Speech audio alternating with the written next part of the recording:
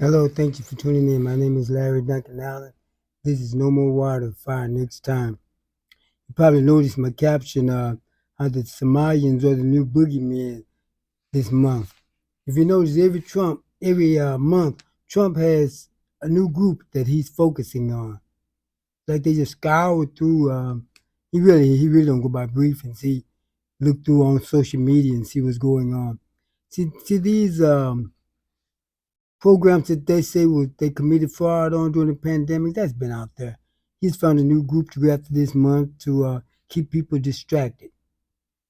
Because many of the people who committed fraud, they committed it through Somalian groups.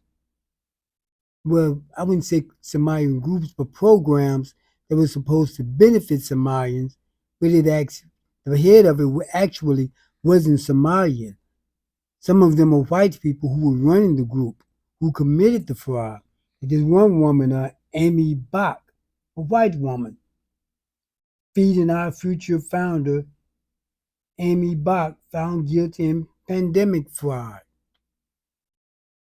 So you see, now there was some Somalians who committed fraud because, well, they've been known, be pirates and take speedboats and hold cruise ships hostage. But now they're calling for black people to come and help them. They don't have a very good history with us. I mean, they really said some mean, awful things about us. My headset's not coming through. It's registered. But look, they really said some mean, awful things about us. And they I have to use my manual headsets when I play my video. I don't think that one's connected to the Bluetooth. But look, they said that they're not black. They accuse of black people of not knowing who our fathers are. I'm going to show you the videos. Try. 1, 2. 1, 2, 1, 2, 3. Yes, I didn't have my Bluetooth headset connected, so when I play the videos, I'm going to use the manual ones. But let me show you the videos so you understand better what I'm talking about. This is also a community on edge. There are roughly 80,000 Somalis living here in the area, and their leaders are warning that they're being unfairly blamed and targeted because of a fraud scandal worth more than $1 billion that have implicated more than several dozen Somalis. Minnesota is reeling from a fraud scandal involving $1 billion siphoned from multiple federal programs during the COVID pandemic. In the past 3 years, 87 people have been charged, 61 convicted, most of Somali descent. Erica MacDonald was U.S. Attorney for the District of Minnesota during the first Trump administration. What happened in Minnesota where fraud was able to run rampant that it didn't in other states? Lack of accountability, frankly. We knew that fraud occurs, and there's warning signs that come with it, and they were ignored in this case. According to investigators, the schemes involved bogus receipts and invoices for meal programs, housing assistance, and behavioral health services, charging the state millions of dollars for services that were never provided. This week, the president has repeatedly lashed out at Minnesota's Somali community. We're going to go the wrong way if we keep taking in garbage into our country. I think it's a beautiful country. Jamal Osman, who moved from Somalia to Minnesota when he was 14, is a naturalized U.S. citizen and a member of the Minneapolis City Council. Anyone who looks like me are scared right now.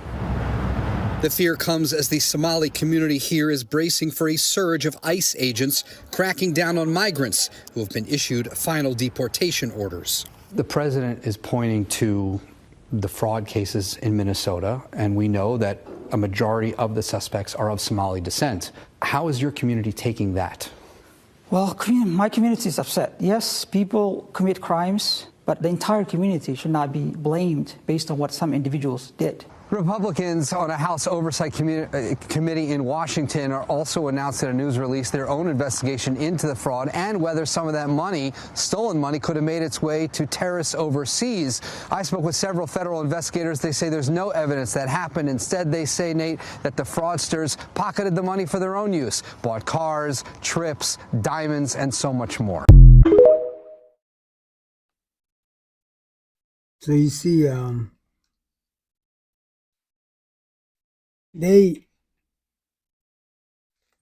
were many people who committed fraud with the pandemic money from all over.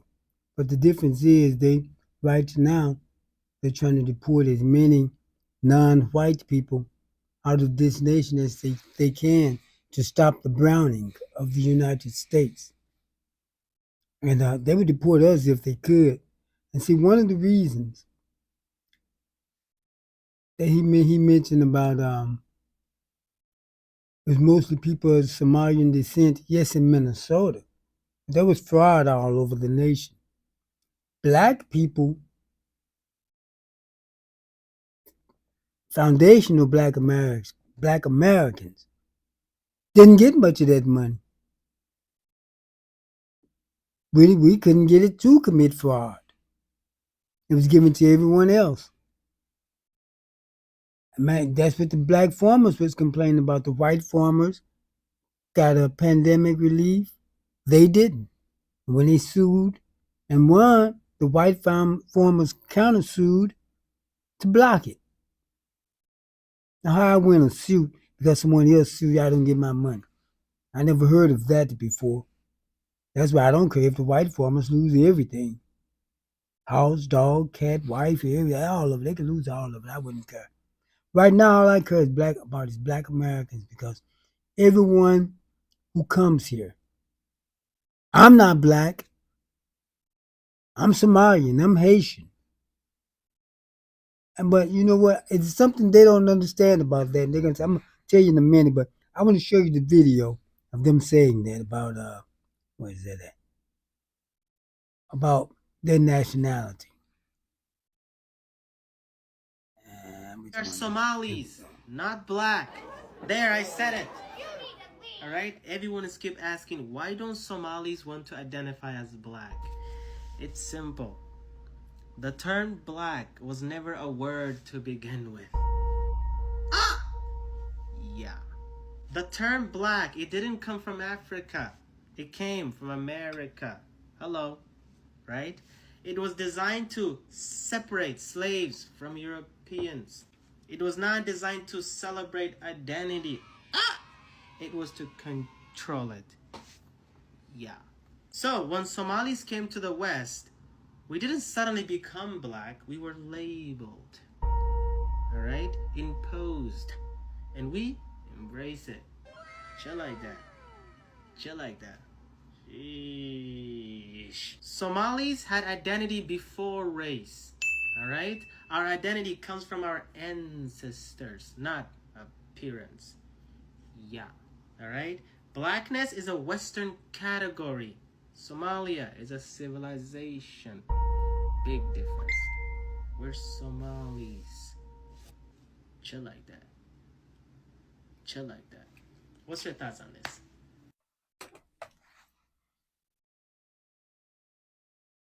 You know what that idiot don't realize? He's not in Somalia now. We were trying to let them know here in the United States, they don't care nothing about you being Somalian. They're looking at your skin. Your race mattered over there in Somalia. Your nationality mattered over there. Now, by you being Somalian, that's what's hurting you. You know why? See, they can't deport us. At least they haven't found a way to yet. And I don't think they really want to, because they need us here to. Because see, white folks has to have someone to look down on, or they'll turn on each other. But all being Somalian is doing is to identifying you as a group of what?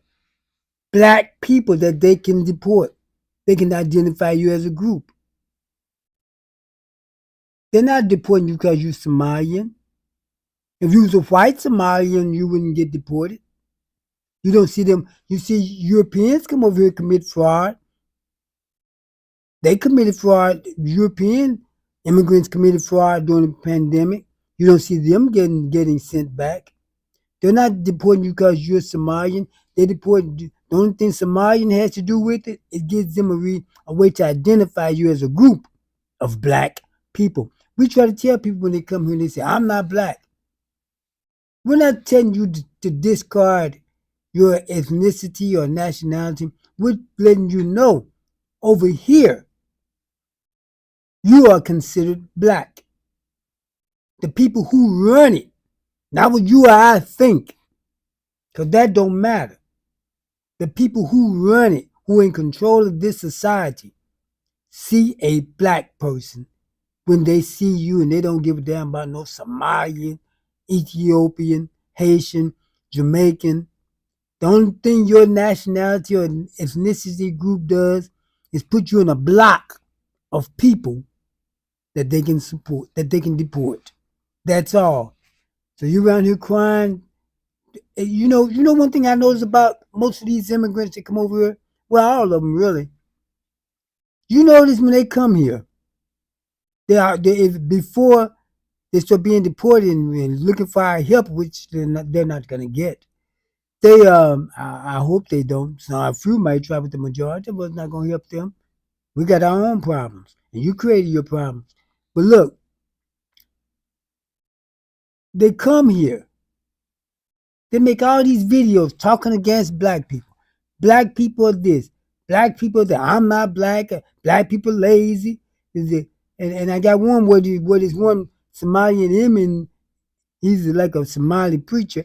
He's saying that black people don't know who their fathers are. The way I'm going to show you this. Listen to this right quick.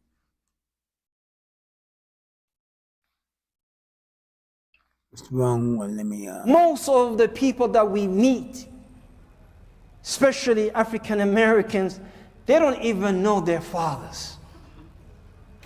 They don't even know their fathers. It was all of them, most of them were the product of one night stand.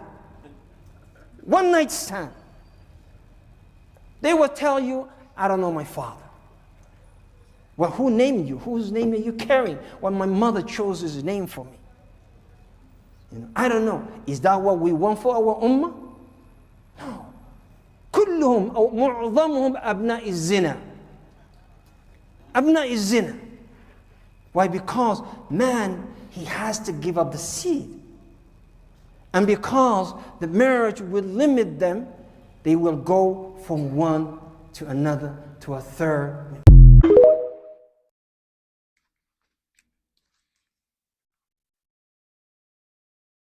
You see that? That's what they think of us. But the point I was making is, if you notice, when they come here, even the Mexicans, when I lived in Los Angeles, they always talked about how the white people disrespect them, but they saved all of their hate for black people. You don't see that. I haven't seen one video of Somalians or any other immigrants talking against white people. They're all talking against black people. But yet the white people are the ones causing their problems. Then when they get in trouble, tell them where the blacks at. We mind our own business. Criticizing us for not coming out there to help them. If we wanted to be out there, we'd be out there. You wouldn't have to ask us. Oh, we helped in Black Lives Matter. You helped. Well, you notice in Black Lives Matter, black people wasn't out there, really. It was white folks mostly running Black Lives Matters. Black people stopped protesting after Ferguson, because they saw it didn't do any good. They was out there for 4 months every night. Same end results. You all do that now. We don't do all that protesting anymore. We boycott. We thinking of other strategies. We getting rid of those civil rights era strategies, because see what happens. Anybody can get out there for police brutality. That can happen to you. But when we was out there marching for our rights, protesting for our rights, where was you at then? You were laughing at us. Because when Emmett Till was being unalived for supposedly whistling at a white woman, you had Lucy and Ricky Ricardo on television married. White women making songs about their Latin lovers. So you were the honorary whites then. Then you helped put Obama in. You used to vote Republican and wouldn't vote for a black candidate. But you fooled them and helped put Obama in, and you've been the boogeyman ever since. Then they start talking about the browning of the United States, and that's what they're trying to prevent. And because they can send us away, they're sending everyone else. They're going to try to make us domestics again.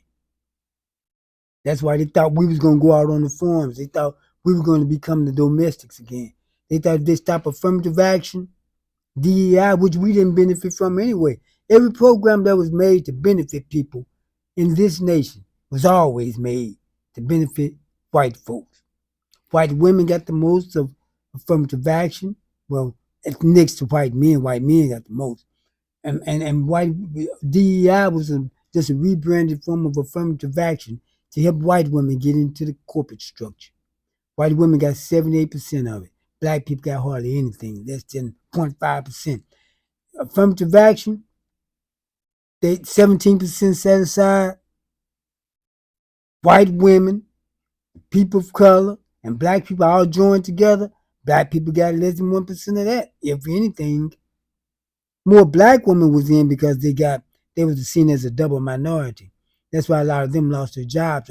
Hoping this idiot get out of office, they can get their jobs back with reparations, because they had no business being fired in the first place. But when you look at everyone else lumped in that 17%, the white male is now the minority. He's walking away with 83%.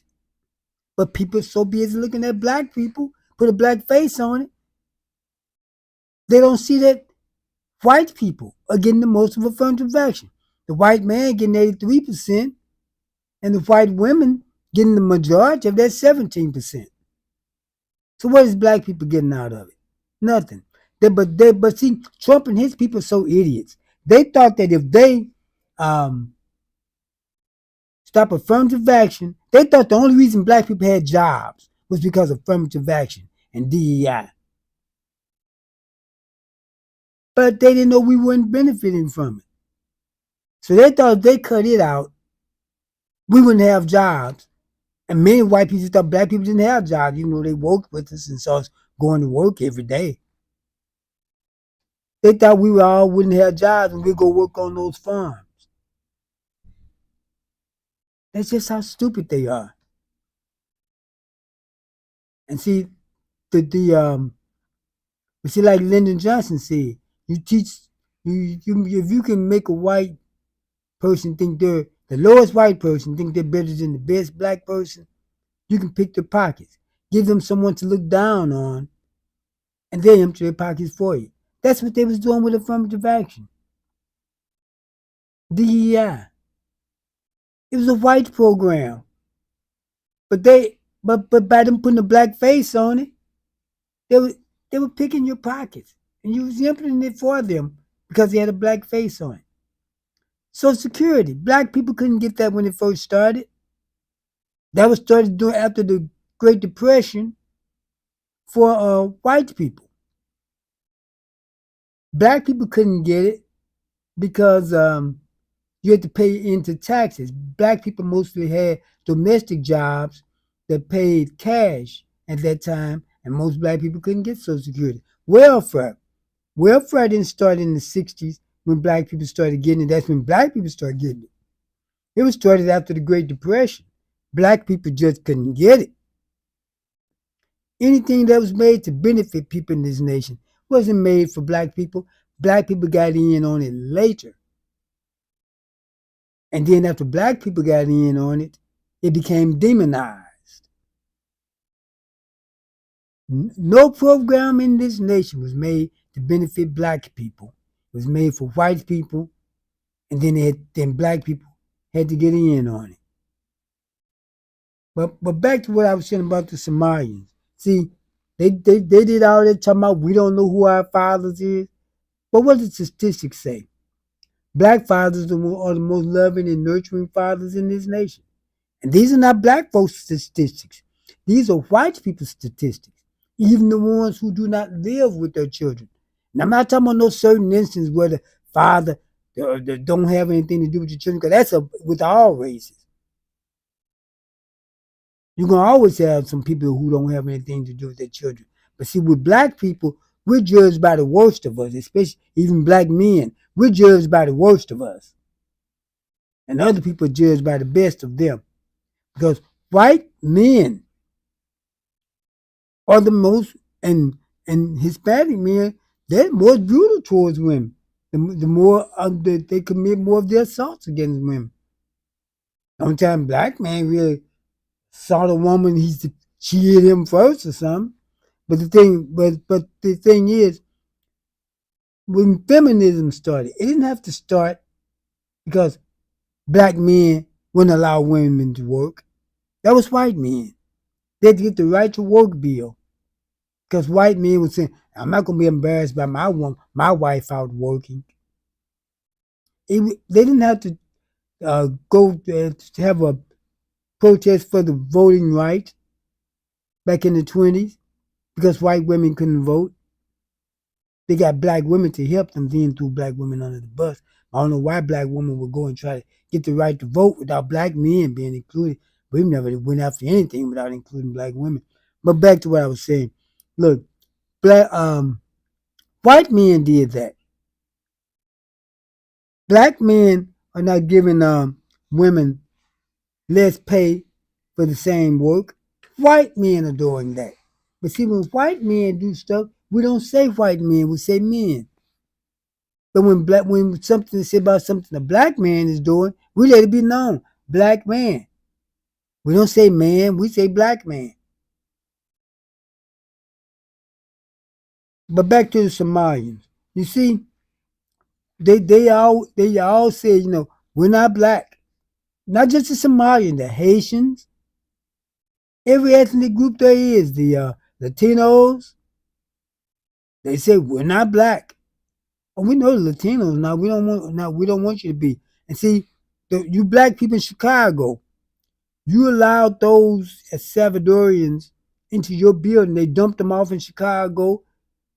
They came from a warm climate, had on those old shoes and all, and you let them in to your buildings. They running electric cords out through it to each one apartment to the next. You giving them clothes. That what made ICE come up in your building. You should have let their Puerto Rican cousins help them. Don't help them with nothing. Do you think if they sent some black people to a Latino area that they would do that for the black people? They would tell them go to the black area. We're compassionate to everyone except our own. We're very compassionate as a people. I'm not talking about as individuals. We're some of the best people there is as a people. But to everybody else, not to our own.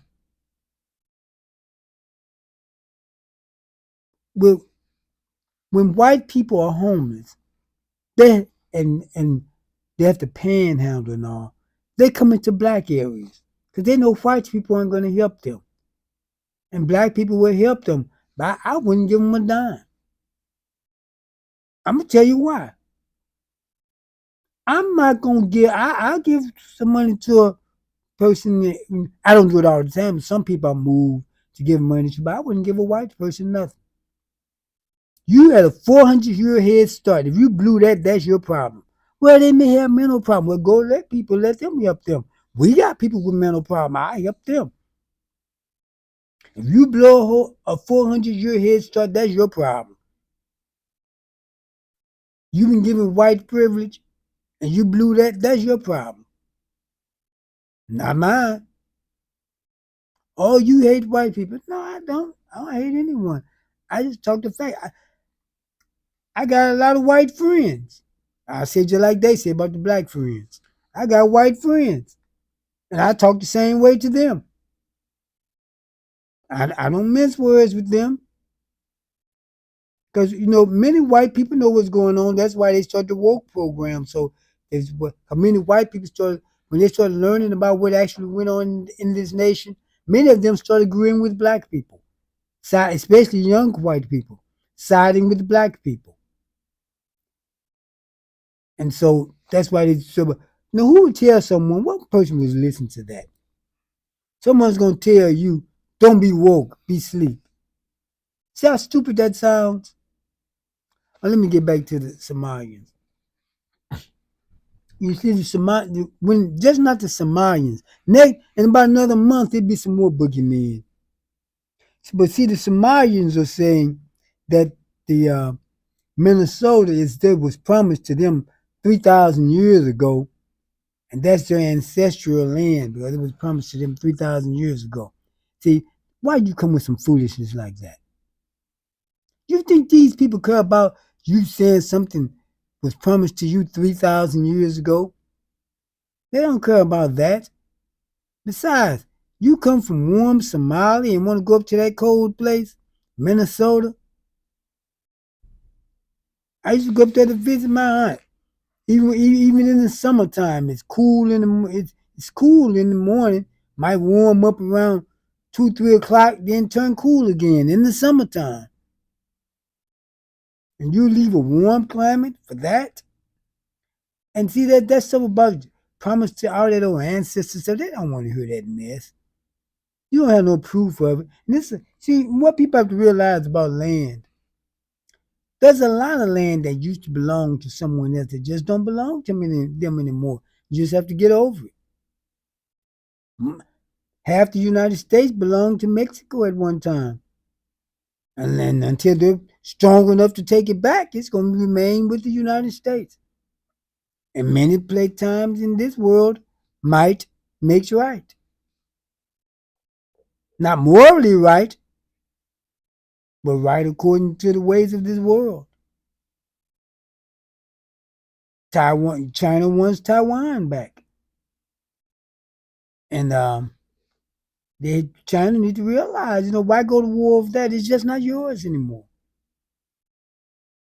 Sometimes people have to realize that this used to be our land, it's just not ours anymore. And move on. That's what Mexico did. They're not trying to take anything back. They're just trying to live, Some things are just not yours anymore. And why get all your people killed? I mean, unalived. I'm going to scratch that word. I want to set up off the alarm. But why get people unalived when you can just go on and live your life and create a good life for your people? Instead of trying to keep wars going on. And see, with the Somalians, they have caused a lot of havoc in Africa. A lot of Africans are not very big on them. But I know some Somalians. They're some very nice people. Those are individuals. I'm talking as a group. Remember, they was known as pirates, holding cruise ships hostage, coming in a bunch of speedboats with machine guns.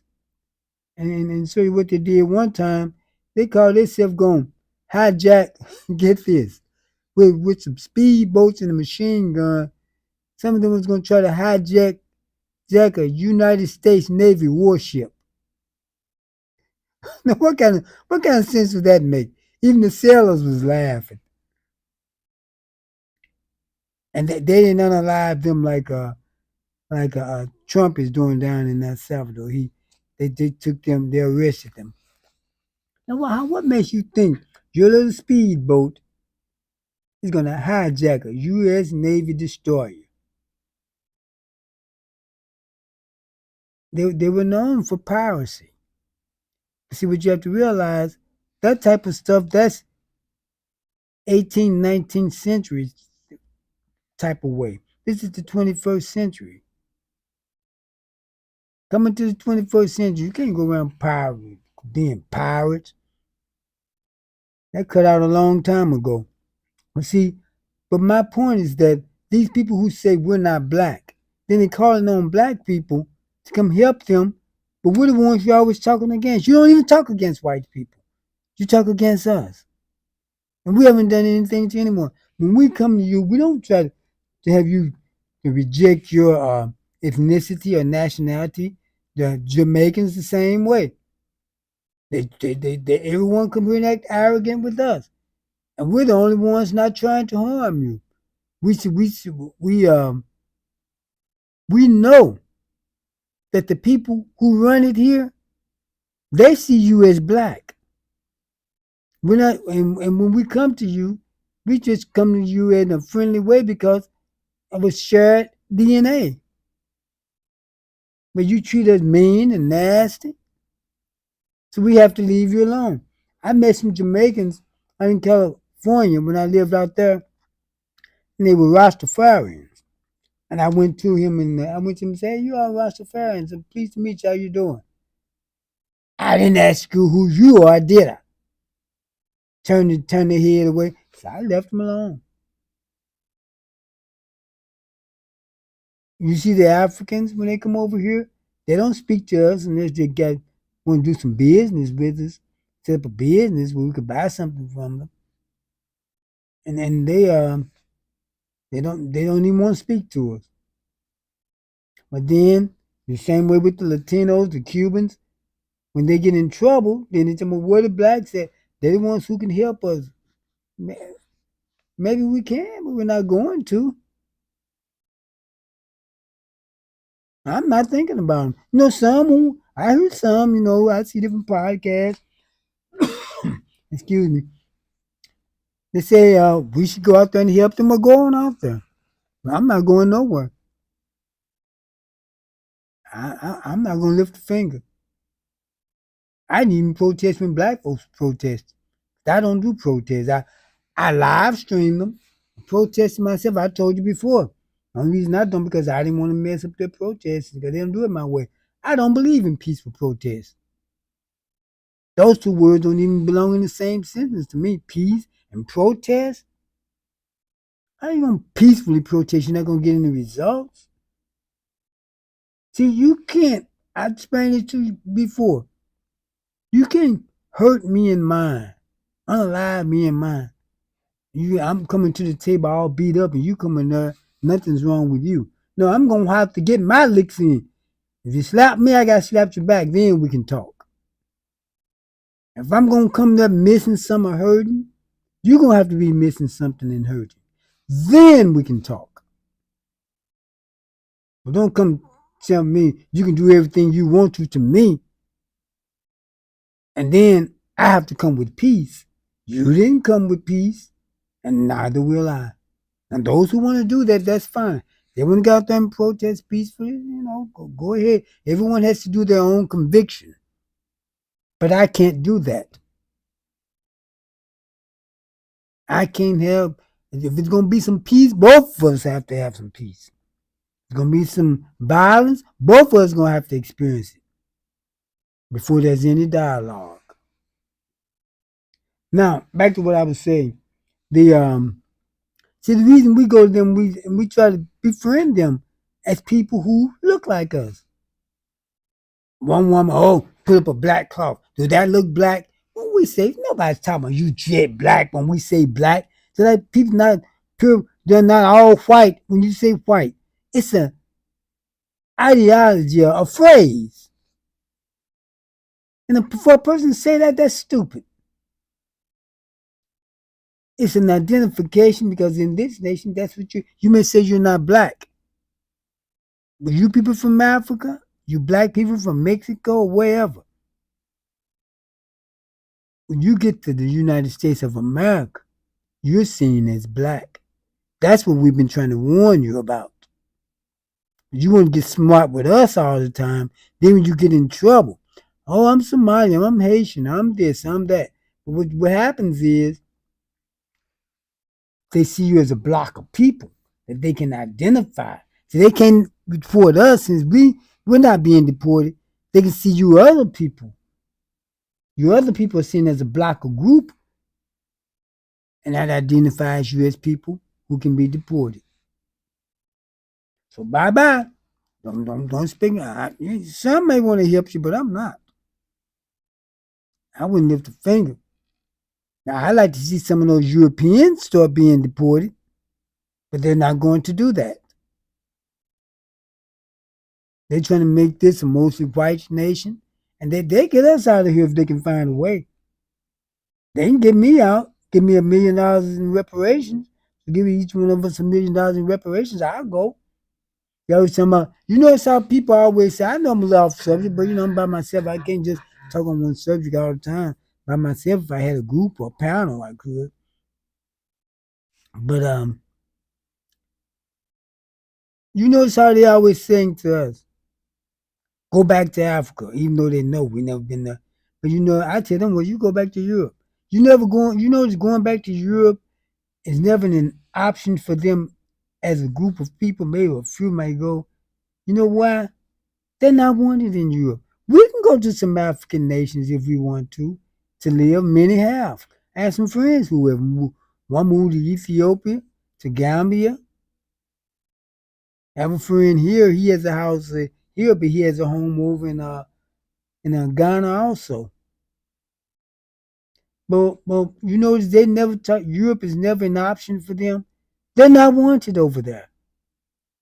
You know how they talk about they sent the gangsters and the thugs and are here from other nations. That's who Europe sent over here. When they sent the pilgrims and all of them over here, they emptied out their prisons. They sent the worst of the lot over here. The crooks. That's who these white people over here are the ancestors of. The worst of the worst. The pilgrims, calling people witches and warlocks. If they practicing witchcraft themselves. They mostly went after the women. They called them witches. Tied a log to them to weigh them down, throw them in the river or the lake. If she come back up, she's a witch. If she don't, that means she wasn't a witch. Now, what crazy people think of something like that? I doubt if very many came back up with a log tied around them. Oh, well, that means she wasn't a witch, and go on about their business. These are some diabolical people. They came from the worst of the lot. And you think you run around hollering, I'm Somalian, like that's going to help you? Now it's hurting you. Now they're identifying you as a people. They know you didn't commit all that fraud. There was some white people who had a group. I named that woman for what's her name, Amy Bach. And many of them was head of those groups, and they lived good off that money. But it was some of you too, committing fraud, just like the Nigerians do. They just run the scam. Like you do, and another thing, I know I'm looking off subject, but listen, a lot of those fight videos you see black people on, a lot of that stuff not real. We don't do all that fighting like they say in these stores and everywhere. Like I'm an old man. I've never seen a fight like that. Those videos I see, I never seen one in my life. And I've been around black people all my life. I haven't seen them ganging up all up in stores and all that. I saw it one time 3 months ago down here at the service station. You know what I found out later? They were shooting a video that was fake. Our ethnic image is already bad enough. Let's cut that foolishness out. You notice on those videos, hitting people 30 times in the face, nobody's bleeding, no swelling, no one gets knocked out. Very few are real. Many of those fight videos you see black people on, you know what? Many of them are generated from Nigeria, India, and China. And they're geared towards white people. You notice how most of white people be on the post? Because they like that. They love, because see, white people fight all the time, but they talk about the fight. When the black people fighting or any type of black misbehavior, they talk about the race. Because they like that. That makes them feel relevant. They have to have someone to look down on. That's why they don't want us gone. They'll deport these other people. They have to keep somebody here to look down on. And they'll lose their minds and start turning on each other like they did in Europe. All against the Irish, against the Wales, and they're fighting each other until they found a race to be against. But they are Many of those fight videos are fake. And now with AI, you can't hardly tell the difference. And they make it appear that all black people do is fight all the time. But many of them are true. Many of you all are putting those videos up. You need to stop. You know it's mostly white people on it? Because the algorithms go to them because they're the ones who like looking at it. And you notice the white people who hate black people the most are the ones who don't even be around black people. They look on social media. The white people who don't even be around black people are the ones who vote Republicans. Vote Republican. And just like those talking about, we're going to go start us a white town. Most of y'all already live in white towns. Why black people upset? Who do you see upset? And now they're upset because they said Trump talking about starting segregation back. And many black people say, bring it on. We don't care. And they get shocked when you say, see, they do that stuff to try to shock you. Because it wouldn't work now because they want those black dollars. Black people are more intertwined in the system now. And they want to keep those because they found a new way of keeping us from acquiring wealth. And it's by letting immigrants open up businesses in our neighborhood, give them the loans and not give it to us. That way the dollars don't circulate in our neighborhood, it goes right out. These are some diabolical people we're dealing with. They hate us. And I'm not talking about just these just that left and right stuff. That's white folks stuff. With them, the ones they call the liberals, they're a little bit better. They just show a little less racism. When push comes to shove, same thing. Because look, we tried to start our black towns. They burned down over 60, known. They burned down over 60 because black people was prospering so much. There's one Somalian said, the Somalians say, we come here and we prosper after one generation being here. We did the same thing after slavery. No, excuse me. You know what? Excuse me. See, after slavery, the Confederate states that they couldn't vote anymore. They weren't citizens anymore for a while. Black people took over North Carolina. It was in the state house. They started the education department. They started public housing. Black people was prospering, so then I think it was Andrew Johnson came in, and he instituted Jim Crow, which put black people back in another form of semi-slavery. He forgave the southern states, brought the Confederacy back into the Union, and gave the slave owners reparations. The reparations that was promised to black people, they didn't get, and we lived another almost 100 years under semi-form of slavery. That's why Martin Luther King, he wasn't fighting for integration. Martin Luther King, he was fighting for freedom. You notice he mentioned freedom because, see, what happened was black people were still under Jim Crow during King's time, in the Civil Rights Movement. That's why it was called civil rights. Not integration. Other people brought in integration. He was trying to get us from up under Jim Crow, which did happen. But so black people have only had a semblance of what you would call freedom and rights. It wasn't until the late 60s. I wasn't born with the full rights of a citizen. So so we've been have chains on us ever since. And now people want to complain if we need some assistance when you've been holding us back all this time.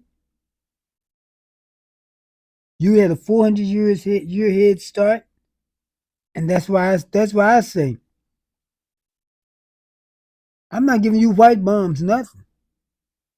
You better go to your people and get something. Those people who had that 400 year head start. So, well, I didn't own slaves. Stop talking stupid. This is not a personal thing. Your people have benefited from it. And not just slavery. From redlining, Jim Crow, redlining, you get loans we can't get. I know white people they'll max out a credit card going to bankruptcy, and then they send them a whole nother batch of credit cards. When black people could barely get a credit card. Because this nation is not ran off cash, it's ran off lines of credit. And you did everything to hold us back. I want to get my own white town. Let us have our own without interfering with us, and we'll leave you alone. You interfered with us every time we tried to get our own. Leave us alone, and we'll show you what we can do. Where our dollars can turn over in our community. We need to get the Arabs out of here. We need to get these Indians and all of these Asians out of our neighborhood. Black women know how to do nails. Black women can do have beauty salons. We got one right up on 76th and State. They get the lady that got it by that market. She got some black woman on that beauty supply store. Go there. Every black woman in town needs to be going there. And they say, well, we don't have any black stores to go to. We may have to do like they do other places. So I have us some sidewalk markets until we can get these people up out of here. I know we're gonna have to go like the places, we can't do everything there. I know some things we got to get, but that's how a lot of stores started. We got down there on G-Max down there. He used to sell out of his van. And he's got that big, beautiful clothing store down there. A major business in town. We may have to go back to that until we can rise up, because we're not going to get it by keep giving our money to these other people. Black people spending power makes us, just our spending power, not all we got, makes us the 17th richest people in the world. If we was a nation, we'd be the 17th richest nation. That don't come from being lazy people.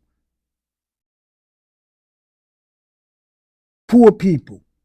We just don't spend, our money is just not being spent right. And that's not all, that's just our spending power. That's why they don't want us going anywhere. We help drive this economy. If we took all we had, not just our spending power, we'd probably be the 13th or 14th richest nation if we were a nation. So don't let people fool you. We're not a broke people, and we're not a weak people. We just got to get ourselves together and spend our money right. And which I doubt we'll do. Because too many of our people are so selfish on ourselves. Anytime we try to do something, the others won't cooperate. But we don't need everybody to. We just need to get some like-minded people together. That's how ethnic groups are formed. Get like-minded people together to do what they need to do, because all of anyone don't do anything. It's usually a fraction of the people who gets things liberated. There were very few black people who participated in the civil rights movement. Martin Luther King was hated when he was alive. A lot of people don't know that. They didn't see him on TV. There go old King again, causing trouble. Won't he leave them white people alone? He gonna get black folks fired. Most pastors wouldn't even allow King in the pulpit. They wouldn't even allow him in. Now everybody love him now. The great Martin Luther King Jr. But you hate him. Martin Luther King Jr. had a lower approval rate among black people than Trump has right now. Check it out. What I'm saying, I'm not saying stuff that I think. That you can look it up for yourself. And I say stuff like this, I know what I'm talking about. If I'm giving my personal opinion, I'll say it's my personal opinion. Well, everything you hear me saying right now is facts that you can look up for yourself. So what we have to do, what the thing about it is this: we don't need unity, we need strategy. Because not any of our people are unified. So I had this Latino said, the Chicanos, he said the Chicanos, the Latino, he said Hispanics. We got business, thriving businesses and all, because we have unity. Black people, you hating on each other, hate to see each other have anything. You don't have as many businesses as we do. Most of you picking fruit. Well, you don't. I mean, didn't you hear what I said? If we were a nation, we'd be the 17th richest nation in the world through spending power alone, and that's not all we got. Latinos are nowhere near that. Them leaving here is not going to stop this economy. Maybe a little low level work they were doing, but which we're not going to do. But see how they talk against us, but they never talk against white people. These people only talk against us. They say the white people hate them causing their problems, but they hate us because they want to be white. They come here and think if they assimilate to white people, they'll be taken as white. They don't hate. They don't like you because they was when you was voting Republican and showing your hatred towards black people before you helped elect Obama. And they start talking about the browning of the United States. They pretended to like you. Excuse me. Anytime it comes to you against us, they'll side with you. Like they did with George Zimmerman when he unalived Trayvon Martin. Now, he was Latino. He was a Hispanic. But the way they treated him, you would think he was white when it came to him unaliving a young black boy who just on his way home and say he was standing his ground on a fight that he started. Like Trayvon Martin didn't have a right to stand his ground. How the aggressor is standing his ground on a fight that he started. But he was treated like an honorary white, even though he was Hispanic. Why? Because it was you against us. Chauvin, he's not a who unalived George Floyd. He's not a pure white man. That Asian who's helping him hold down George Floyd. Look at the surnames of a lot of the cops who have unalived black people. Many of them had Hispanic and Latino surnames. And now you're talking about why we're not helping you? I wouldn't help you. If you needed a drink of water, I wouldn't pick up the glass and give it to you. I wouldn't give you a Band-Aid if you got bit on the butt by an alligator in alligator Alcatraz. If you're not a black American, I'm not thinking about you. Now the others can love you and talk about, oh, they shouldn't treat them people like that. No, they shouldn't. And you know why? One thing about these people come from these other lands, especially these Arabs and all they mistreat, and these Indians, and in Mexico. Do you know that the black Mexicans have on a certain area that they live in? That's why you don't see them much. In India, the black people mistreated. In Asia, black people greatly. They're mistreating black people worse than in Europe. Those people are very racist towards black people. In Palestine, in Israel, black people are mistreated. I remember Ariel Sharon saying that looking at black people is worse than dealing with the PLO. At that time, the PLO was strapping bombs on unaliving their people. He would see some of his people unalived and see black people. They mistreat the Hebrew Israelites over there. In Palestine, they had about 11,000 black people living there. They had them all in one area. They call it Al Habib. That means the city of slaves. And they mistreated those black people over there so bad. Look it up. Even the people who are oppressed still find time to oppress black people. And they're not oppressing you because of your nationality. They're oppressing you because you're black. Because you got the same nationality as them. That's what we try to tell these dumb folks when they come over here. You think your nationality gonna spare you? Right now, it's hurting you. I'm not black, I'm Somalian. I'm not black, I'm Haitian. I'm not black, I'm Jamaican. I'm not black, I'm Mexican. I'm Nigerian, wherever you came from. Now it's hurting you. We were trying to let you see. They they hate you because you're black. Now they're able to identify you as a group to send you away because they can't send us away. Not yet. They can send me away, give me $1 million in reparations. I get up out of here. Pay us to leave. You want us gone, pay us to leave. You see, they do everything. Come on, one black people gone, go back to Africa and all that, but they never talk about giving us no money to go. And that's why I said then them send me, go back to Africa. I said, okay, give me the money. And it's not gonna be cheap. They shut up then. See, they haven't put their money where their mouth is. And then if they start talking about putting black people out of here, we gotta get paid to get up out of here and paid good. At least $1 million a piece. And that's for not just per family, per person. But these black children, their generational wealth was taken away too. If you got a family of 5, man, woman, 5 children, that's $7 million. You know they're not gonna do that because we're not gonna get no reparations. I can tell you that right now. But don't stop fighting for it now. I say keep fighting for it. We're not getting no reparations.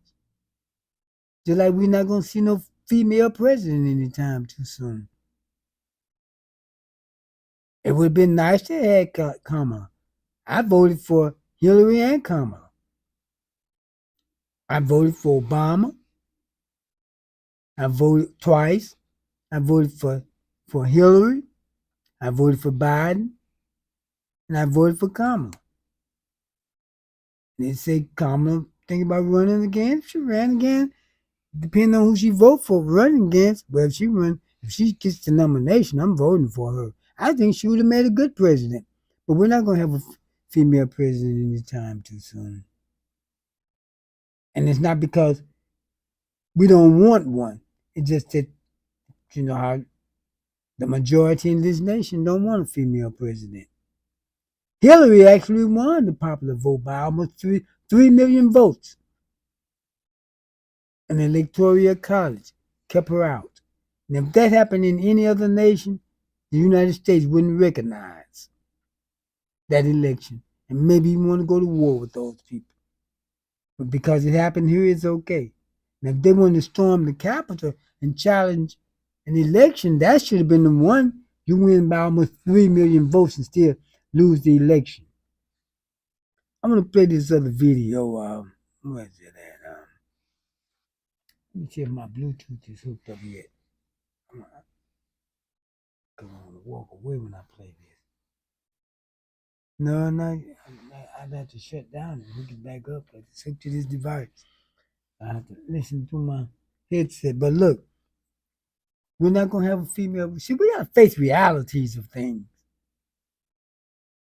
And we're not going to get equality. When you're in the minority, you're not going to have equality. Let's get the best we can out of this. Let's focus on our economics. We got to start from little stores in our own neighborhoods. And by us having a black city council, let them sanction it. And they'll be charging us all these fees. I know we may have to pay a little something.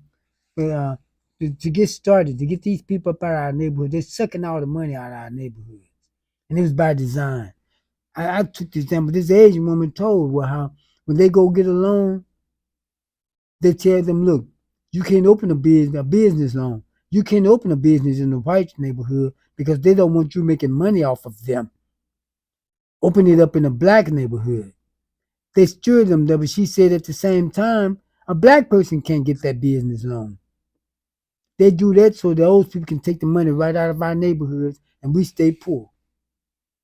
We got money, but our neighborhoods stay poor because the money don't turn over. The black neighborhood go bankrupt every evening because all the money leaves here. Because we don't have nothing economically Because other people have taken it to their neighborhood and turn around in their neighborhood and go back to the white people, and everyone benefit from it, except for us. If we got to start from scratch and start having little fruit markets in front of our house, man, start the clothing. Black men used to have the strategy. He would go buy clothes and sell it. But he was seen as a hustler. He'll start a mechanic shop at his house. He was seen as a shade tree. Yet the white man had one at his house. He's seen as having a mechanic shop at his house. But we'll do that to each other, though. I want you to listen to this again about what the people think of us. Listen to it one more time. Most of the people that we meet, especially African Americans, they don't even know their fathers. They don't even know their fathers. It was all of them, most of them were the product of one night stand. One night stand. They will tell you, I don't know my father. Well, who named you? Whose name are you carrying? Well, my mother chose his name for me. I don't know. Is that what we want for our ummah? No. كلهم أو معظمهم أبناء الزنا. أبناء الزنا. Why? Because man, he has to give up the seed. And because the marriage will limit them, they will go from one to another to a third.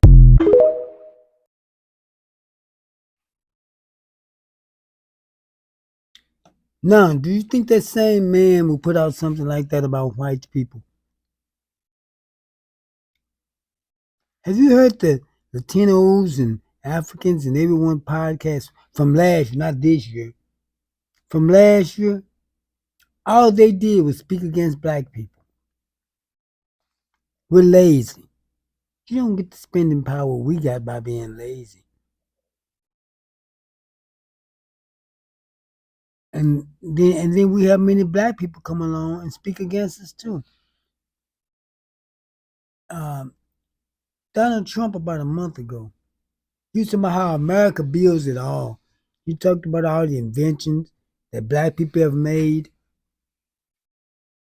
But every invention, that this nation has, all the inventions from this nation.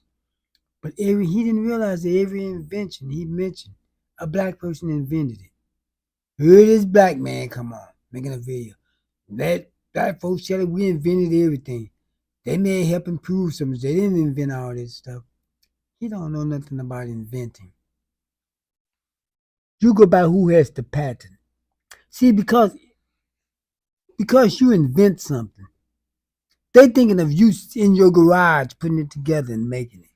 It's your concept. Black people had the concept of the cell phone and got a patent for it. If they didn't want the inventor, why do they have the patent? You see, you have to know what you're talking about and quit going by feelings and hood thinking. You get the patent and then you take it to developers and they help develop it.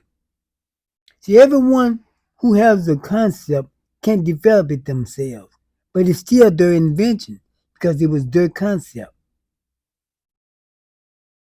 If a person found a way to make an electric car that doesn't need recharging, and they can't build it themselves, they have to they get the patent for it and take the concept and have it developed.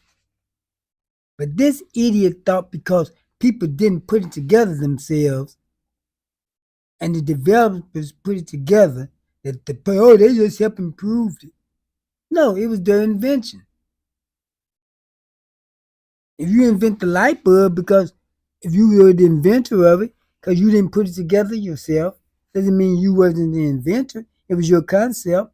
But see, back then, they used to actually put that stuff together themselves. But I'm going to tell you about black inventors. Well, I know I'm a bit off subject, but I do that a lot because I'm by myself.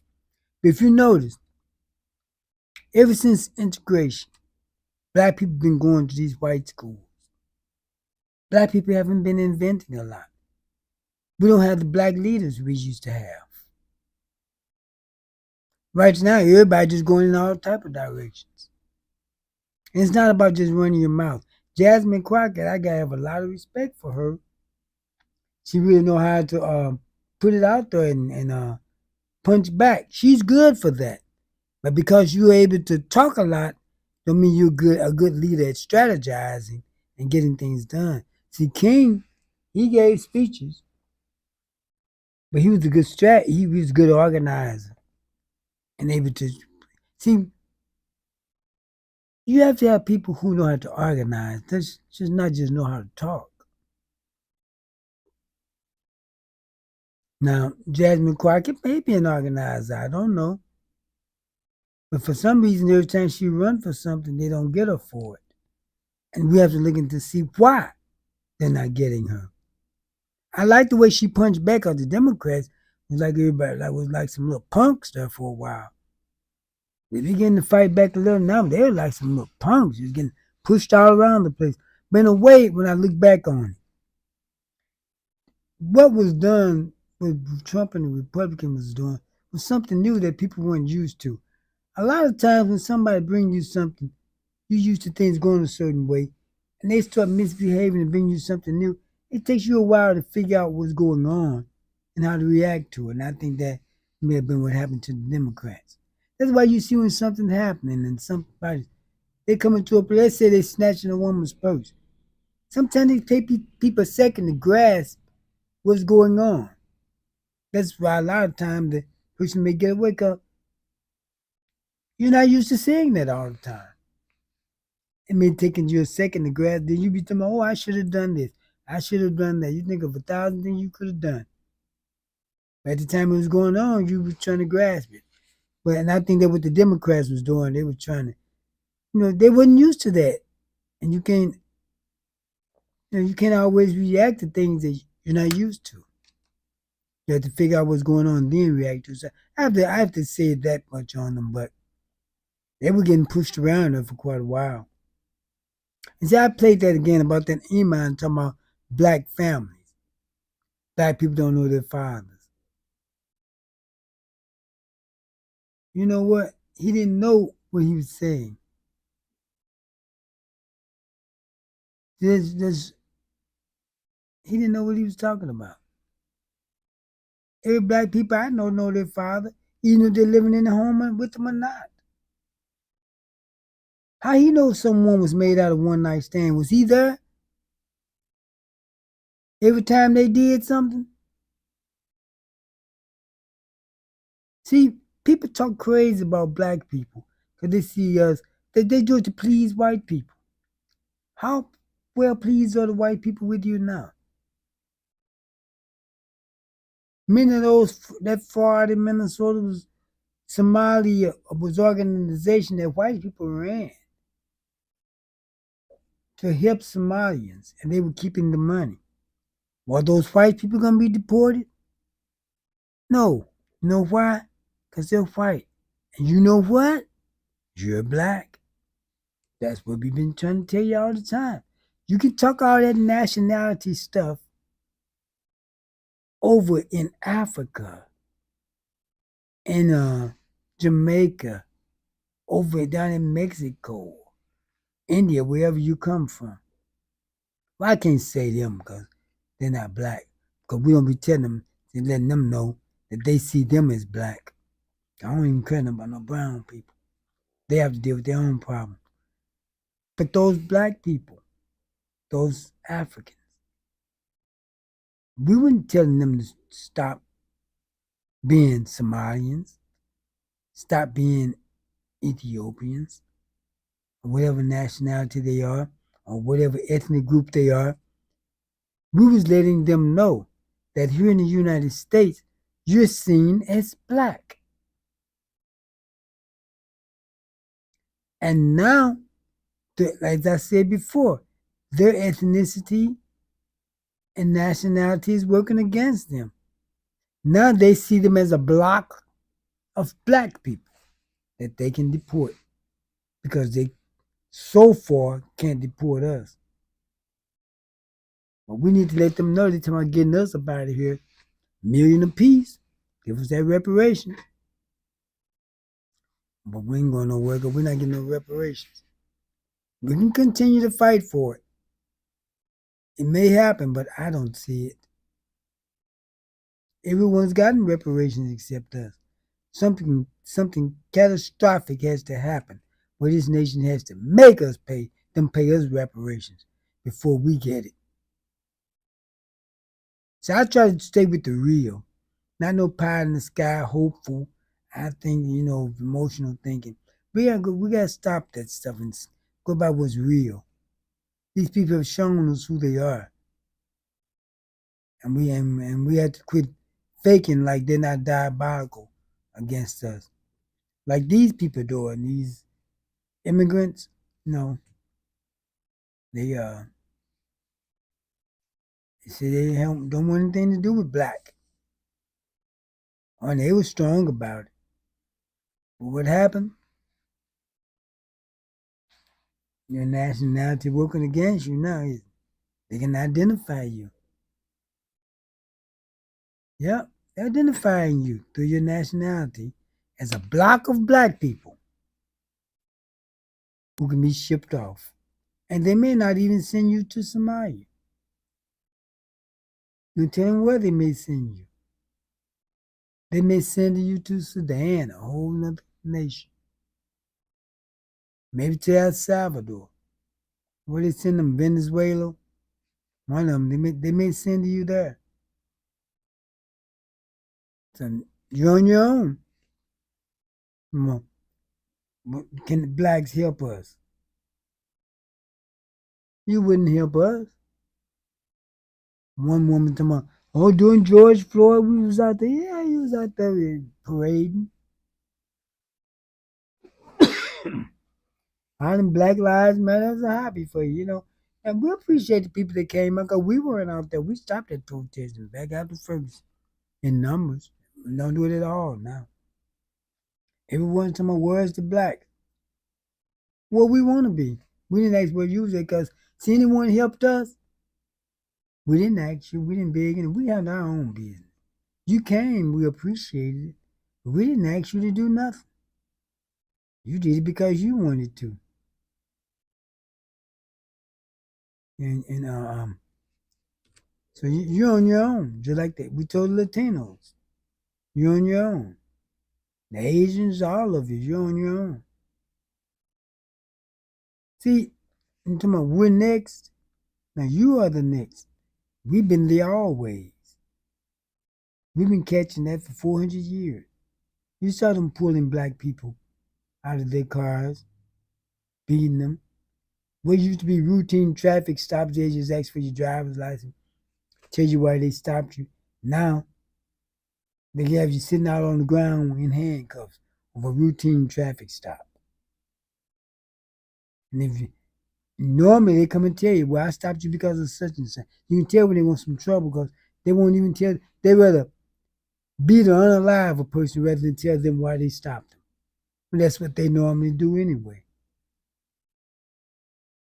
You saw them coming up in black neighborhoods, some of we after the thugs and gangsters, just like they did you. They always say that. Well, we're coming in because we after the gangbangers and all that, and they go after everyone except the gangbangers, going after middle-aged people on their way home from work.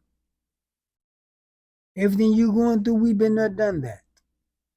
You saw them busting up in black folks' houses with those execution warrants, which they call no-knock warrants, but they're really execution warrants because if the person gets startled and make a move, they get unalive. And you busting somebody's house, of course they're going to be startled. And you don't have to make a move. Breonna Taylor was unalive lying in bed. That's why I said those are execution warrants. I know somebody bust up in my house. It's going to be Popcorn City. They may get me, but I'm going to get some of them too. But you ain't no business busting up in people's house like that. But they do it. They need to cut those no-knock warrants out. You've seen them, the way they've been harassing, mistreating black people all over the place, arresting them without due process. You said nothing. And you know what the statistics say? A policeman is more likely to be assaulted or unalived by a white male. But a policeman is more likely to assault and unalive a black male. When they stop white people, they usually have drugs and search their cars. They're the ones who usually have drugs and more in quality and potency.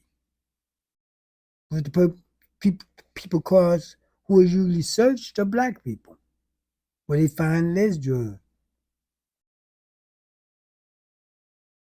They say we are a high crime. 90% of crime in the black areas are caused by less than 2% of the people, repeat offenders, between the ages of 14 and 22. So how is that a great number of black people committing crimes? And you know what crime is gauged by? Not by actual charges, but by arrest. So if they arrest you over something bogus, you notice how they always arrest black people and investigate later, but investigate white, let them go, investigate them, and if need be, arrest them later. That's because they arrest black people and it goes down in the crime stats as a crime. And then check it out for yourself. The FBI stats say that black people are usually most exonerated after being arrested, let go. But white people are not, because they were investigated first. And they weren't arrested until the investigation was complete. There was a reason to arrest them. They don't have a reason to arrest black people, but it still go down in our crime stats. People of color, many of them are put in our crime stats. Those Somalians you're talking about, when they commit a crime, it goes in our stats. And all of that go in our stats.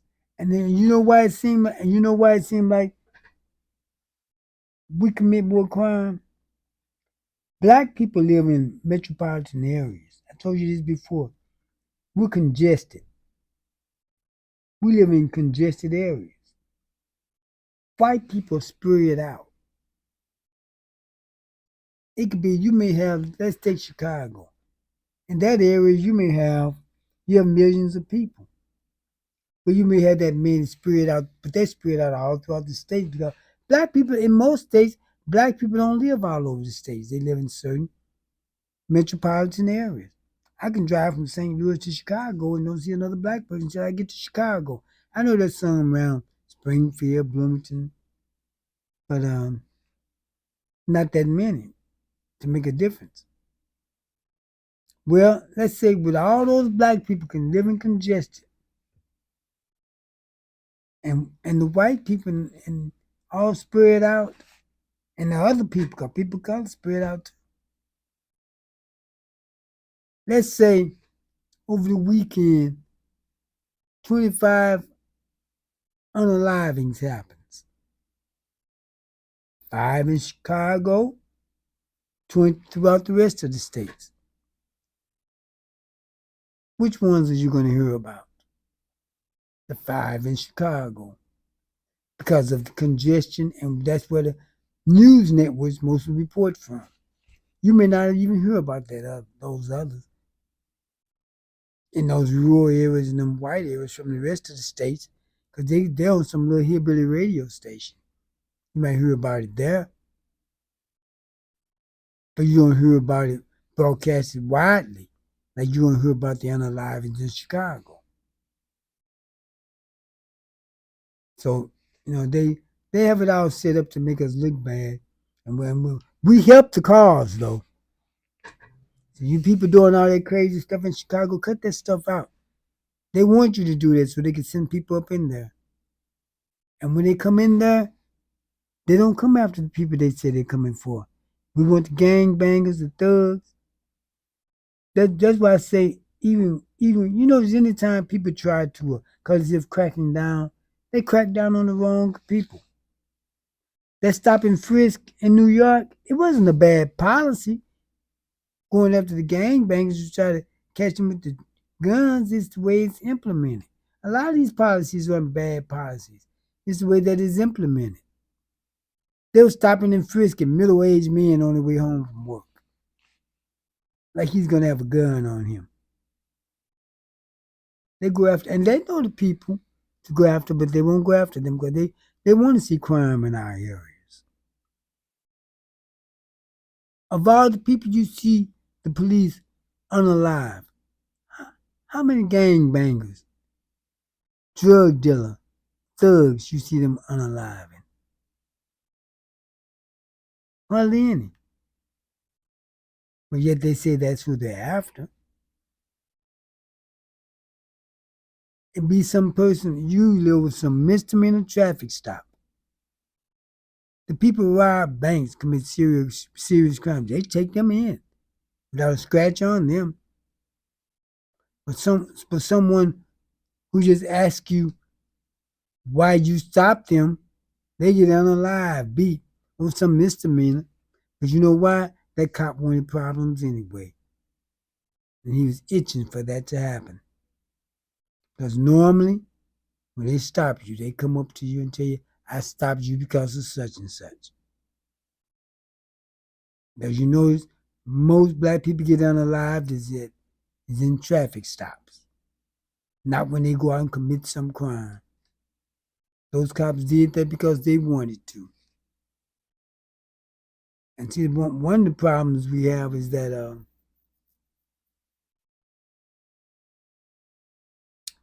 we won't deal with others like we deal with our own. See, I guess everyone won't do it this way, but if these cops unalive someone in your family, let it go through the process. And you get some money out of it. Get it. Even if they let them go. But sooner or later, he shouldn't be long for yourself. You got to take care of your family business. If others not going to do it, you go in jail for other stuff. Somebody got to deal with this. They unalive your little children. And you let them get away with that. Your family let them get away with that. I wouldn't. Not in my family. I'd just be honest. Are they going to come get you? I don't give a damn what they do. I say what I want to say. They talk about me, call me anti-Semitic and all that. I don't think I am. Because I say I don't like what Israel do. And I don't think those real Jews. Now, I say what I want to say. But if I'm not, but if I want to be anti-Semitic, I can be. Jews don't like everybody. You don't see who they're anti. They talk against other people's religion. But no one can say anything about them. But black people can't. White people do all the time. Nothing's done about it. I'll tell you why. When people call anti-Semitic and say all that stuff, it's not the Jews who make a big deal out of it. The Anti-Defamation League, the Jewish Defense League, they don't make a big deal out of it. It be white people. That's why you see white people don't get punished for talking against Jews. Mel Gibson, all the stuff he said about Jews. White people talk against Jews all the time. White people, the Jews are not thinking about Minister Louis Farrakhan. It's white people who brings him up. But I talk about whoever I want to. They talk about us and don't think anything of it. You see them all over social media coming on these posts and stuff they say about black people. We don't care because we know there are people in decline anyway. That's how they get their jollies. That's how they feel good about themselves. By looking down on us. when they're the ones who need to be looked down on. You had a 400-year head start and talking about you can't pay rent, you can't buy food. You had a 400 years where you had everything just about given to you, land, privilege, loans. Now you complaining more than black people about groceries and food. That's why during the Great Depression, black people didn't suffer as much as you. Because when the banks crashed and you lost all your money, a lot of the banks wouldn't let black people put their money in. That's why you hear them talk about them older black people, how they had money all up under the floors and hidden everywhere in the house. That's because they got used to that. Because the banks wouldn't allow them to put their money there, so black people didn't suffer much during the Great Depression, as you did. That's why we don't need to be around y'all. When we want to separate, you won't let us. When we try to go get our own, you won't let us. We tried to have our own black towns. Every time we start prospering, you ruined it. Now you're ruining it by having these foreigners coming here to get them loans, but we can't get them. Set up business in our neighborhood and drain all the wealth back to their neighborhoods and back to you. We need to get these Arabs and all these folks out of our neighborhood. That's the first thing we need to do. Some kind of way, get them out. Stop going to them. Let them have to shut down. I know it's hard because we don't have much of an alternative. That's why, what they said to Target boycott? Well, it was easy for me because I didn't go to Target anyway. But then other people start saying, well, why come they stop at Target, not Walmart, and talking about all the other stores? That one group can't boycott everyone, and we can't boycott everyone because we don't have too much of an alternative. Target could be an example of what we can do. But that don't mean we have to boycott everyone because where we going to go? We don't have an alternative. I do a lot of shopping at Walmart. Where's you going to go? We don't have a black alternative to Walmart. We have to go somewhere. I mean, we boycotted everything. Everybody say boycott. We be walking around here hungry, barefoot, butt naked, nothing to drive. We can't boycott everybody because we don't have an alternative. We integrated. But we went to theirs, but they didn't come to ours. All of ours had to close down. So we don't have an alternative. We can't boycott everyone. But you can boycott these Asian beauty supply stores, and they're shocked because you got some black beauty supply stores, right? One right on 76th State. That Crown Market, it's a black woman on that nail, on that beauty supply store. You got black women who know how to do nails. Well, black women fix your hair anyway. You can buy your lashes from them. You don't have to run up to those Asians. We got to do something because our wealth has been drained from our community. See, the Somalians, they kept their wealth, so we start business. One generation. We did too, but they ruined ours. We come from a people who do that. That's why we can do it and you can too. But you come here criticizing us. What have we done to you? All the immigrants come here criticizing black people, looking down on us in our own country. This is our country, even more than it is white people. You know why? They immigrated here. We're the only people who didn't migrate here. We were brought here against our will. Our ancestors, the white people ancestors, they was kicked out of Europe because they were the worst of the lot. They weren't wanted in Europe. That's why you see, you don't need them talking about going back to Europe. But look, they can say, well, I'm British American. I'm Dutch American. I'm French American. Everyone can say there's something American. We can't. We know the continent. We don't know no nationality or ethnicity. As I said, we didn't migrate here. We were brought here. We're the only people who didn't migrate here. So We're more American than anyone. So how is this not our country?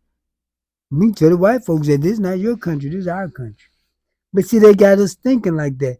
That it's all a mind control thing. When you teach the press to hate themselves, and the press will no longer have to be present. They'll start oppressing themselves. And that's kind of like what we do. We don't realize our greatness because we've been told, if you know, they don't treat us like we're inferior. You know how we actually, you stop and look at it. How do they actually treat us? Like they're afraid of waking a sleeping giant. Is we better keep them asleep. We don't want to wake them up. You see how they always talk about a race war, but they never bring it on. You see, we don't ever talk like that. We're untested in physical combat, and they're afraid of that. You see, when they talk about starting a race war, what do? They're going to alive some of their own folks, like we supposed to care. One man cut his father's head off and put it out on social media. Said he wanted to start a race war. What, we supposed to care? Because you cut your daddy's head off? One man killed his mama and grandparents and his whole family and grandparents because he was trying to start a race war. We supposed to go to war with you over those white folks? Now that Darling Riff, he unalive 9 black people in the church. There have been a few. But they don't keep that up.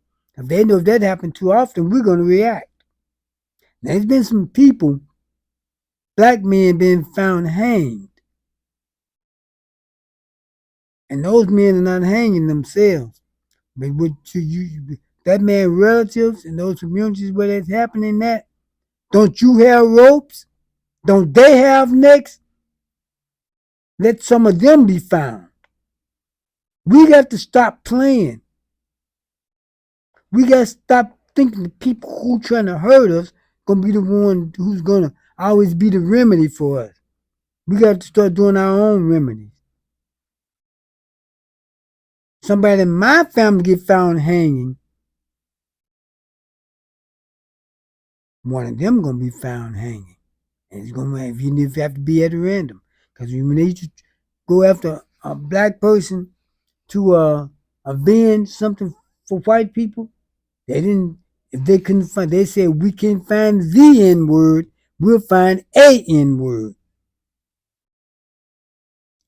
So if I can't find the white N word, I'll find a white N word. Cause we got to stop playing with folks, letting folks just mess over us.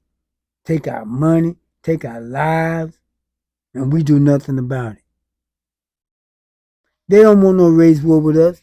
Because, see, they talk that stuff. We're sending in troops. How many places they send?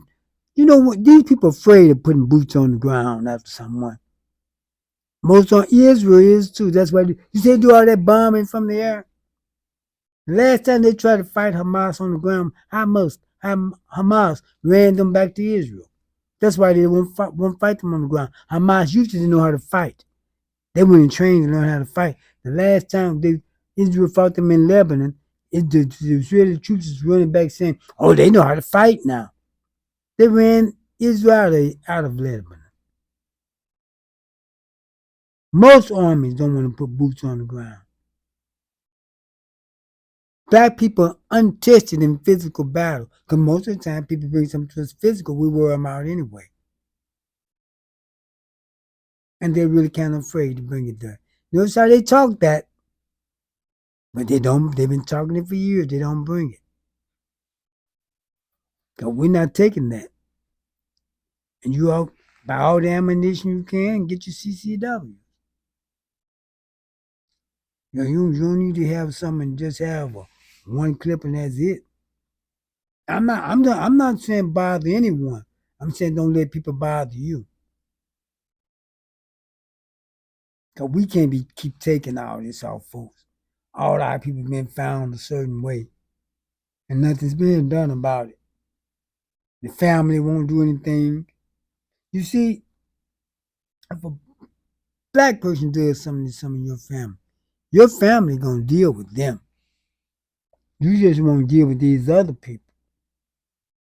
I told you about when the Asian man in the beauty supply store punched the black woman in the face. The black men had a boycott of his store.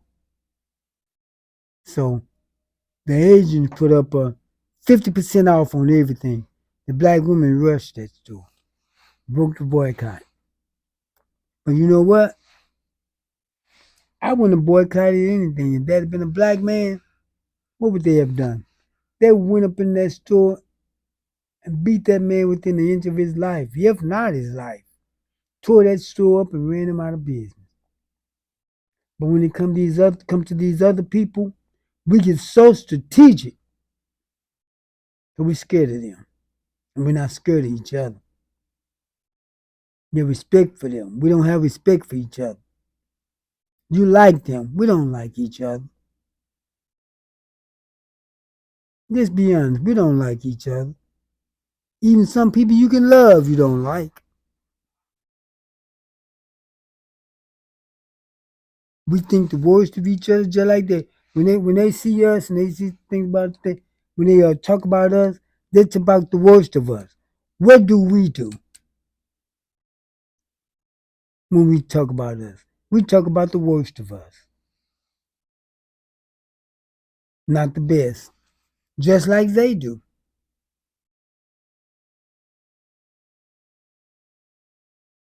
So the thing about it, we have to deal with other people like we deal with our own. That's all I'm saying. I'm not saying go out here and bother anyone. I'm saying don't let them bother you and get away with it.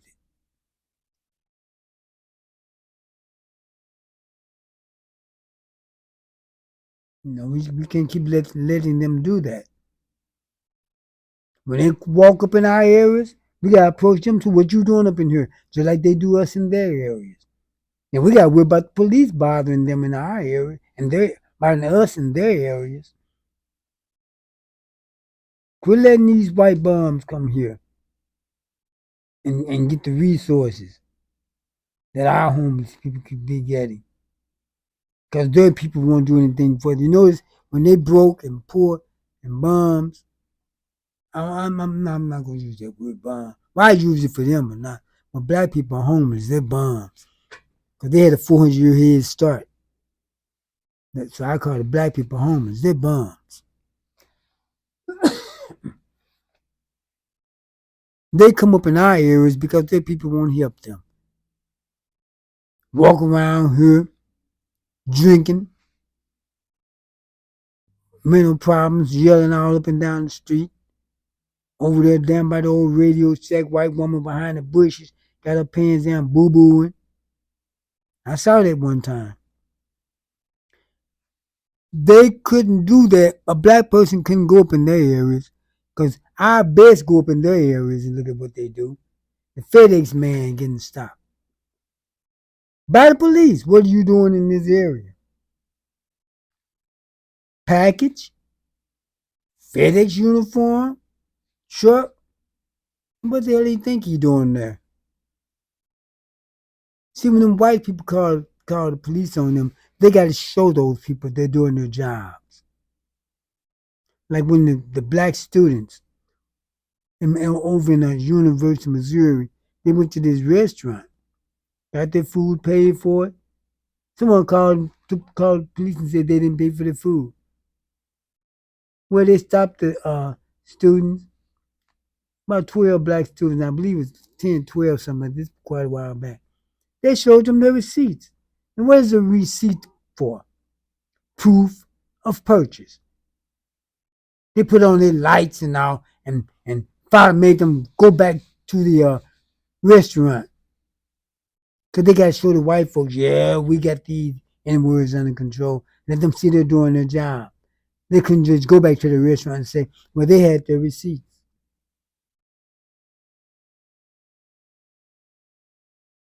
But yet the black policemen, they going to treat theirs nice. I don't know, because now they're being treated like black folks now. You're seeing these white women being beat, dragged on the ground, white folks being thrown in jail without due process. See, they're getting a taste They can't take it. We had it for 400 years. You had it for about a year, less than a year under Trump. You're falling apart. So where we're at, minding our own business, like we're going to keep doing. Please keep doing it. Leave these people alone. Let them crash and burn. That's what we need to do. Let all this crash and burn. We don't need to be trying to save anyone but ourselves. That's what we need to do. That's how those people I told you got in trouble in Chicago, letting them Salvadorians up in their building. Or Venezuela, whatever they were. Because that was a sanctuary city. They drop them off in your area, send them over to their Puerto Rican cousins. Let them take care of them. Oh, this Hispanic talking about they all work together because they Hispanics are unified. I guess he's talking about the unity. I wish I still had that program in it so I could play it. I played it last night. The type of unity they had, they're so unified that they voted to get other Hispanics deported. The Cubans wanted the Mexicans and everybody else deported. The Puerto Ricans wanted the Mexicans deported. The Mexicans wanted the Cubans deported. All the different Latinos groups wanted other Latinos deported. And you call that sticking together? You can't be more fragmented than that, trying to get your own people kicked out. See, but black people would look, see, you are, like Biden said, he said Latinos have more diversity than blacks. It's not that they have more diversity. They have ethnicity and nationality. We don't. We don't know our ethnicity and nationality. All we know is race.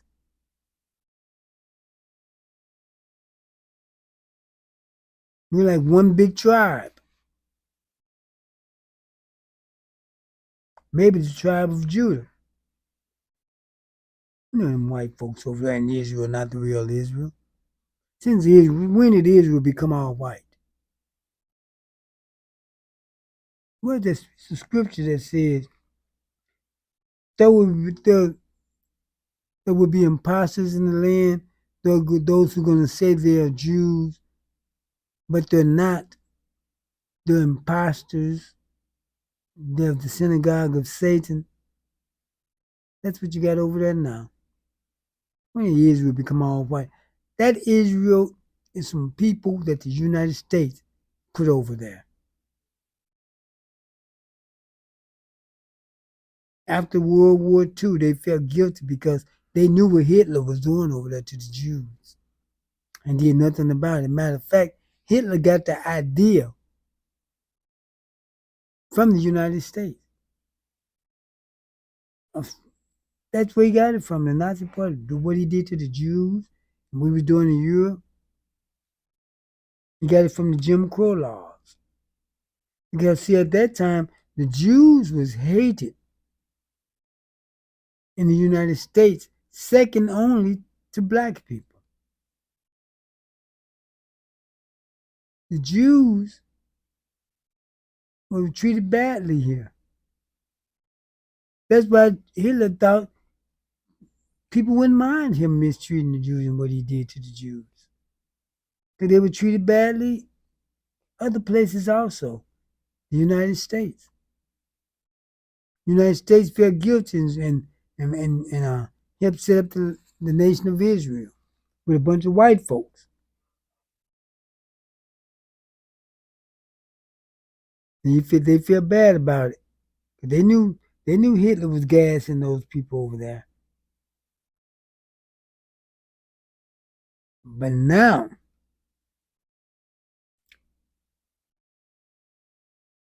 the black people, no, I was going to say that the Asians wasn't allowed, the Civil Rights Bill allowed the Asians to immigrate here. They couldn't immigrate here. We set up the Civil Rights Bill. All these immigrants are coming over here because of what black people did. and they want to come over here and disrespect us. Now, that's why I wouldn't care if I was thrown out. I want to, and you know what? Trump is starting trouble with Europe. I hope so. They're beginning not to trust him. Maybe he'll start deporting some of these white immigrants. I know they want to be a white majority. They want more white people here. But crazy as Trump is, he might start immigrating some of them white Europeans out of spite if they keep on feuding with each other. Because he had some people from Canada to go. But back to the Somalians, I'm gonna give it a close out. But you Somalians, I see all over the internet you asking what only black people can help us. If we're the only ones who can help you, I'm gonna tell you, you're in trouble, a lot of trouble. But we helping ourselves. You came over here. Many of you were say you're legal residents, you're citizens. Well, there's been other people who were citizens who he sent away. They have look at the Cubans. They were under protective status. Many of them was here because of asylum. They sent them back. Some of them had never been to Cuba, and some of them had been in Cuba all their lives, 60-some years after after Castro took over. They were allowed to come here, and they were sent back, and many of them weren't even sent back to Cuba. Some of them were sent over to Sudan. And what they gonna do over in Sudan if they get let out? That means they putting these people up for life sentence, send them to foreign nations. No one know where they're at. The only reason the Haitians were able to come here because of black people. See, the Haitians weren't allowed to come here at first. They were in those raggedy boats drowning at sea. And it was Bill Clinton was running in his first term. Jesse J. He wasn't doing well. Bill Clinton wasn't doing well in the primary. Jesse Jackson went to him and said and told him that if you would allow the Haitians to come here and give them protective status, I'll support you for president. Bill Clinton agreed, and the rest is history. That's why the Haitians were able to come here. Jesse Jackson used to go down to the Mexican border, try to help out with immigration for the Mexicans. Why? I don't know. Forget them folks. Let Pueblo or one day activists go down there and do something for them, because they wouldn't have done it for us. They wouldn't have done that for us, because they pick and choose when they want to deal with us. And that's what we need. We need to leave them alone. And we don't need to pick and choose, just leave them alone. Because we tried for a long time. These people just don't like us. Oh, and see people who text me telling me I talk hate and all that stuff. Well, see how you want to. When they talk against us, I don't hear people talking about they talking hate. As soon as we say something, we're supposed to get shut up. I'm not gonna shut up. I say what I want to say. You stop me on here. I'm on YouTube right now and Facebook at the same time. See the channel YouTube and Facebook. I got a Roku channel coming in January, the first of the year. I still got my cable channel. You ship that City of Champion. It's also got WSL 984. That's a local cable channel I have. I just stopped running it because people don't watch cable anymore. But I just start broadcasting back on that anytime I get ready. Now I have Roku. That'll be my channel. Now it's gonna be City of Champions on Roku. So that's all type of mediums you can broadcast on. They shut you down on one. Because I say what I want to say. Other people say what they want to say about us. Nobody care. I say what I want to about them. I'm not trying to please them like a lot of people doing. And we got to stop being little punks. We got to show people what we're made of. When they attack us physically, we show them what we're made of in certain circumstances. Like I say, we finding too many black folks hanging from trees. We got to let them see some other folks hanging from some trees. I'm not saying going out here and just find people. I'm talking to families right now. The family of these people, you need to stop letting these people get away with doing stuff to your family member. You wouldn't let me get away with it. That's why I say them boycotting that Asian store for hitting that black woman. You shouldn't have boycotted nothing. You should have dealt with him the way that you would deal with a black man if that was a black man's store and he hit that woman. He would have got dealt with physically and you would have tore his store up. Because when these people violate us, they still stay in business. We got to find an alternative and get these people out of our neighborhood some kind of way. Even though we got to start little home stores. People go and buy the clothes and sell it from their homes. And we got to get these people out of our neighborhood. They're draining the wealth away. It goes from our hands to their community, back to the white folks.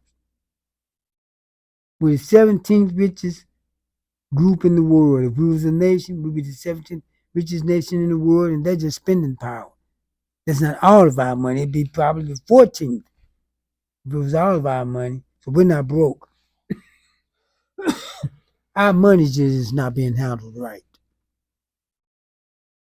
And you can't have that kind of money being laid. That's why we're not going nowhere. We're too much of this nation's economy.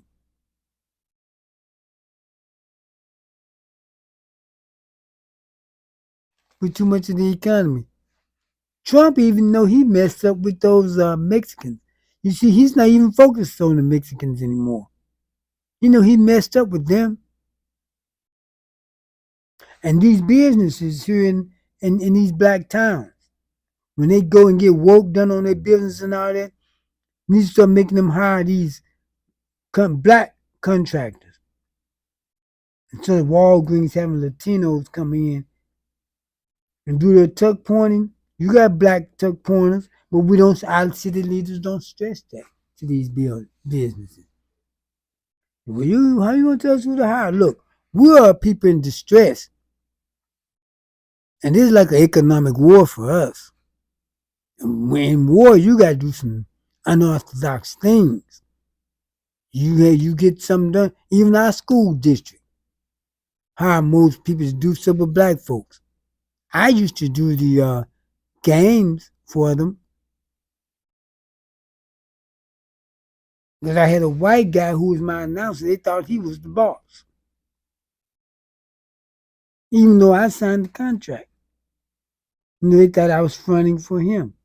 When he passed away, they found out I was the boss. No more contract. Boy, we some sick folk. They stopped giving me the contract because they found out it was a black man running and not the white man.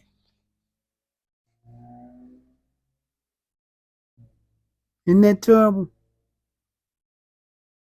We see what people have to realize when I say that. You have to think of your local economy. You don't ruin your local economy. I know certain things you can do yourself. But if everybody try to do everything themselves and not hire the people who are professionals at that, your local economy can't grow.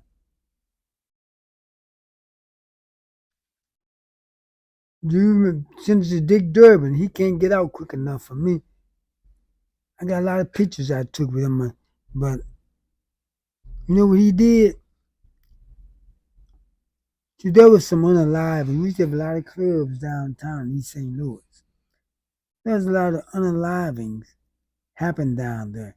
But most of them was happening at the Arabs service station and Arab businesses. Because they used to have a bunch of people hanging outside the places. Then at those clubs, they weren't happening inside the clubs. Dick Durbin went to the person running for mayor and said, if well, I help that person get in, and they closed down the clubs and over 400 people lost jobs. It was becoming a club town. But that ruins the local economy. And those Arab service stations and Arab businesses they was going to during the lives, the folks didn't close down. Not even while they was doing the investigation. So what happened was you have clubs over in St. Louis, Missouri. They have problems over there now downtown. But they didn't close anything down because they're not going to ruin their local economy. Well, over here, our local economy get ruined because the school district hire all these other people instead of hiring the local people who can do those jobs. Now there, I have to admit, the city does too, really. But there was just one black woman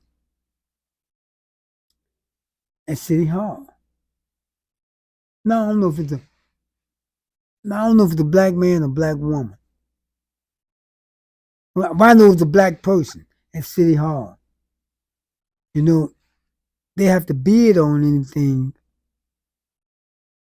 over, I think it's $10,000. And usually, the white company could outbid the black companies. So what this black person was doing, this person got fired for, but I think it was a good thing. They would split the contracts up into $10,000 contracts or $5,000 contracts and get different black local contractors to do it and kept them all busy. It was found out and the person got, somebody, I guess, snitched on the person and got them fired. See, we always say we don't snitch. We don't on criminals. That wasn't a criminal act. Maybe the city didn't like it and fired the person. If it was a criminal act, the person would have went to jail. But see, we don't snitch on criminals, but we snitch on everybody else. You see how them supposed the microphone gangsters, which I call the gangster rappers and all them, how they talk about don't snitch. They snitch. You see them all over social media snitching all over on each other. We just don't snitch on criminals, but we snitch on everybody else. But look, I'm about to get ready to get out of here because I gotta go do some live stream at church in the morning. And gotta give me some sleep.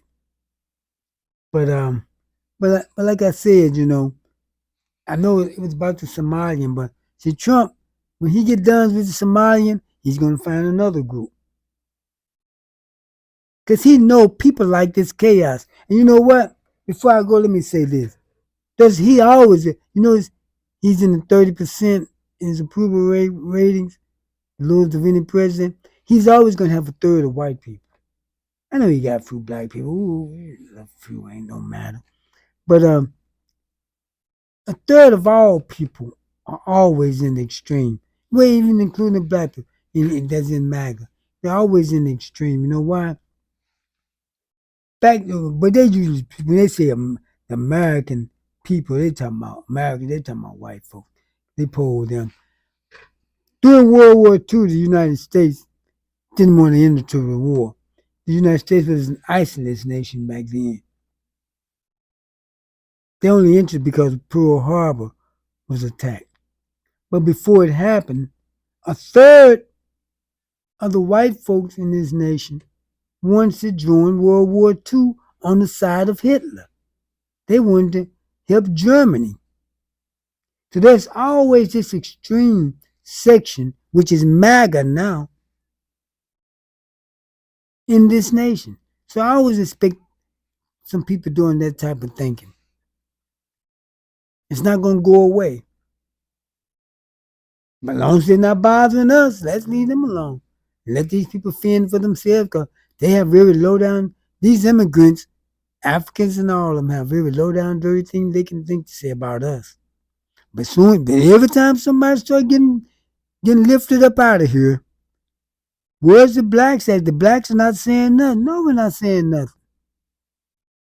You saying a lot about us.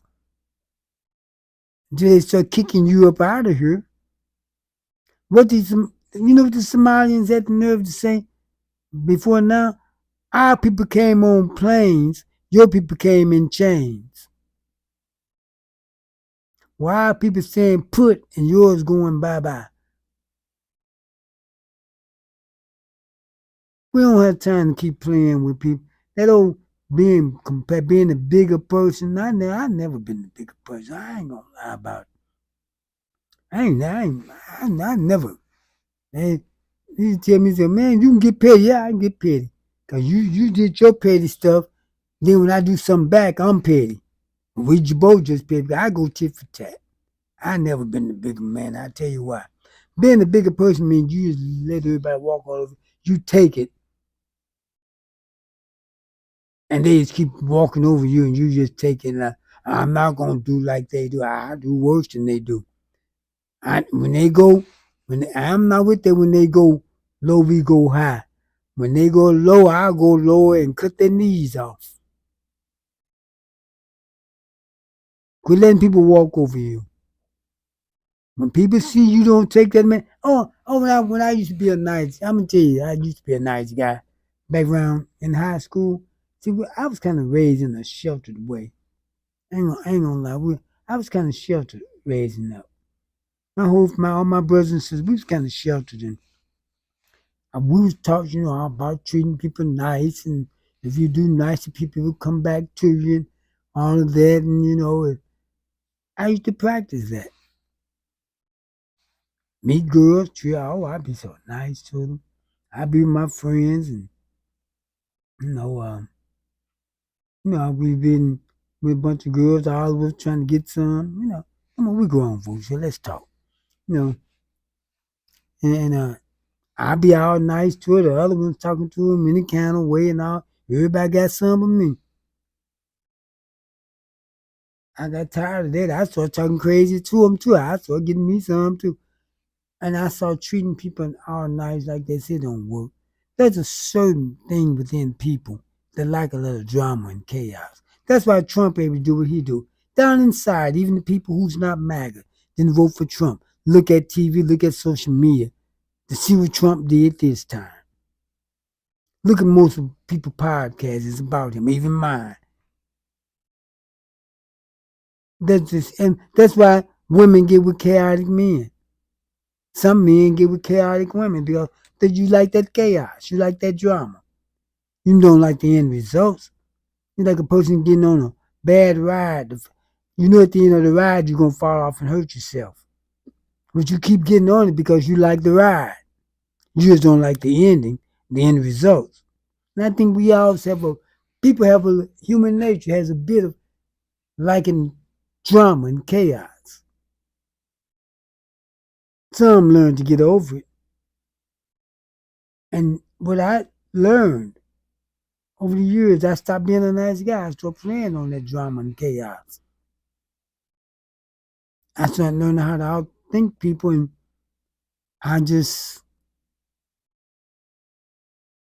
I'm not a very nice guy. I treat people nice, but when I get what I want. I hate to say that, but that's the way it is. But maybe that's why I'm not mad. Yeah, but thanks for tuning in. But like I said, let's take care of ourselves. We can't take care of these other people. I'm all for Black Americans. Anyone else want to be for these other people? They can be for them, but I'm not. I'm not hiding no one from ICE and different people because that make them come after you, like they did in Chicago. Had them El Salvadorians living in those buildings. They been with those black folks. What was they thinking? See, now we're happy. You know, when they used to send immigrants over here, we don't want to go into black areas. Now, thank you. I'm glad you didn't come in. I remember when the Ukrainians came. We don't want black. Well, we don't want you.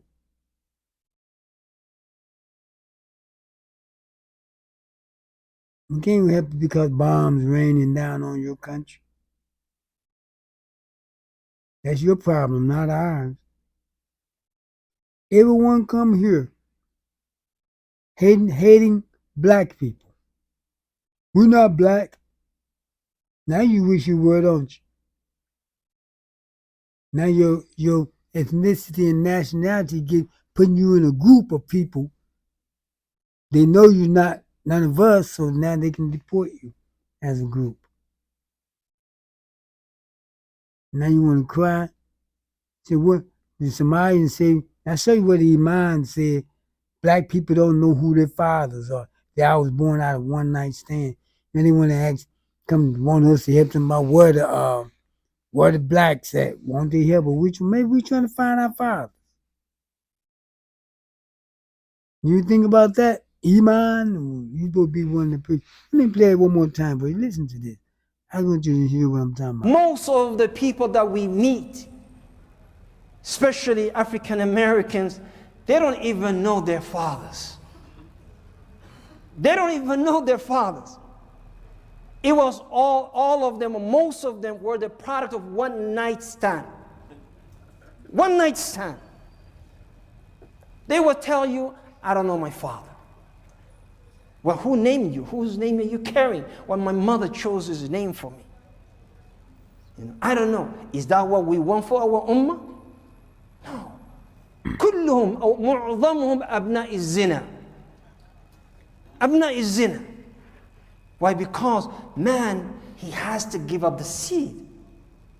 And because the marriage will limit them, they will go from one to another to a third.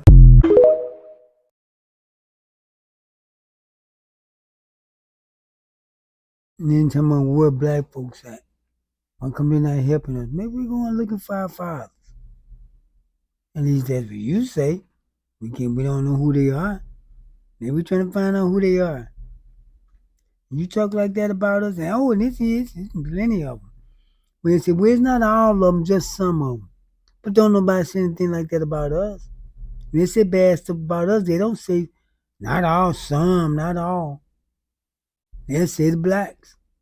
They don't sort among us. And you know who helping black folks? Anytime black people bring up some of our inadequacies, let the white folks bring it up. They don't bring up theirs to us. Let them bring it up. That's how black conservatives, that's how they get their talking points. Bring up black inadequacies. Well, we supposed to be perfect. We got to do everything perfect, or we deserve everything that come our way, everything we get. We got to be perfect. I thought we supposed to be inferior. Why are you expecting perfection from us? We do anything that's not 100%. We deserve everything we get. You know, I'm getting ready to go, but let me tell you this. I told you this before. Okay, watch this. They say, what, black people own slaves? How many? What people you know who are oppressed, where some didn't collaborate with their oppressors? Some of them emulated their oppressors. Everyone else did it. And some black people did it also. They said, well, Africans sold their own people. No, they didn't. You know who they sold?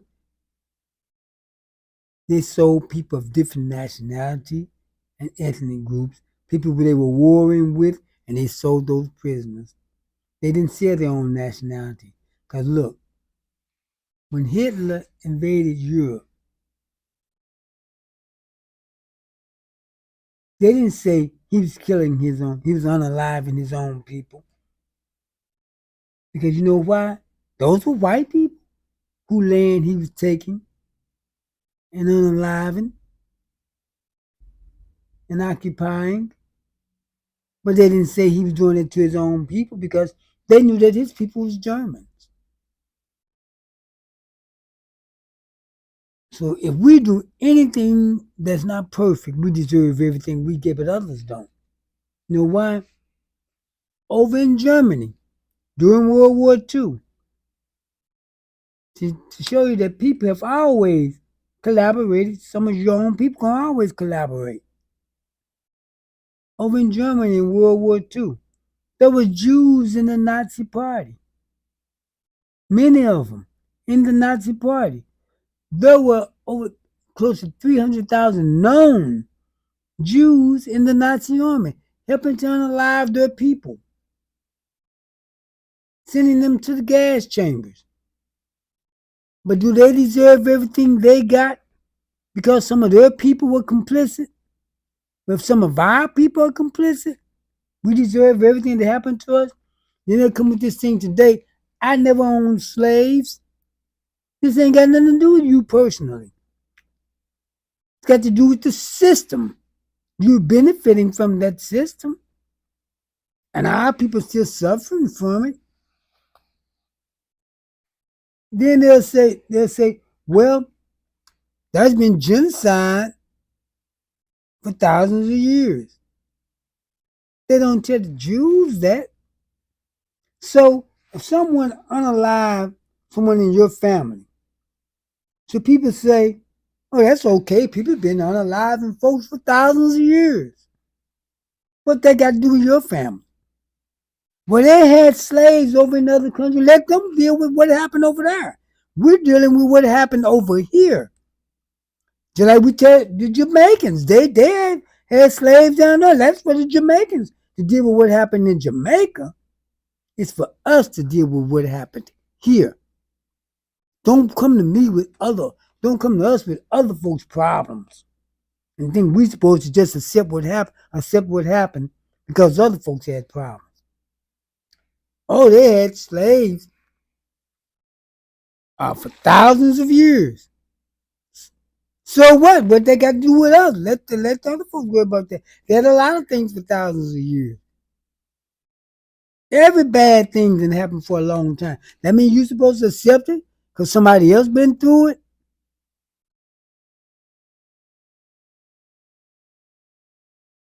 So don't let them bring that stuff. You know how to get these people answers. They stopped letting me be on panels because they wanted to soft play with those folks. Especially when they got some white folks in the building. You know, some of these white folks on our side. Well, if they're on our side, they can take what I say. I didn't play with them. You would be surprised if these black folks get on these panels and play around with these white folks and want to pity pat with them and don't know the right answer. Look, if you don't know what you're talking about, quit getting on them panels. That's why I say I would love to have debate a person like Charlie Kirk. But you know what that punk did? He would debate little college students. That's who he was debating. I mean, he was a great debater. He had some kids. But I tell you, I'm going to pull up that video. I'm going to show it one day. That was this black woman. I can't say woman, black girl. She couldn't have been no more than 18, 19 years old. She mopped the floor with Charlie Kirk. They don't like to play that. I'm going to find that video. I saw it. I mean, that little black girl took him to school. You saw how red he was getting. And let me say this before I go. You know, when I didn't, to show you how we don't even be up in these white folks' spaces, in these conservative spaces, I didn't even know who Charlie Kirk was. When they were saying Charlie Kirk was assassinated, there was this white guy who was a Facebook friend of mine. And he said, somebody here I told about how Charlie Kirk got unalive, and if anybody say anything bad about him, they can unfriend me now. So I let him. I said, look, first of all, I don't know who Charlie Kirk is. But I'm gonna find out. I'm gonna tell you right now, I'll write anything I want on my page. If I want to say something bad about him, I'll say it, and you can unfriend me anytime. You get it ready. You don't tell me what to put on my page. So I went and found out who Charlie Kirk was, and I put the stuff up He didn't unfriend me, and he still can if he wants to. But look, because don't nobody tell you what to put on your own page. Now, if I had text him, I can understand him saying that. But see, I said, if I say that about someone else's page, but look, you know what he texted me and said? Look, he was a great guy. Just listen to him. Just listen to him. You'll love with you agree with him. Could you believe a white man would tell me that? All that stuff Charlie Kirk said, ripping black folks apart, and most of one of them lies and personal feelings anyway. Said black people, Martin Luther King was a horrible person, calling black people lazy. They're the ones who's lazy. And if I had time, I'd go into that and show you where they never done any hard work. But look, he said black women can't form a coherent thought.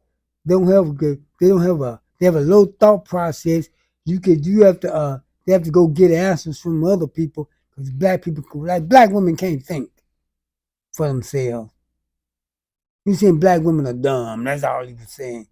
And I'm supposed to like what he said? You talking about black women like that? Black men saying black Martin Luther King and then say all our women are dumb and stupid and all that? You all know what he said. If you heard anything about it. I'm supposed to like this white man actually thought I was gonna like that? Especially when he see what I post? That just shows you how dumb. That's stupid. To think a black person, any black person would like maybe Candy Orange. Oh yeah, because she's going around in his group trying to run the college campus. They ran her butt off that. They run them off them black college. Why would you take that to a black college? You know them black folks not going for that.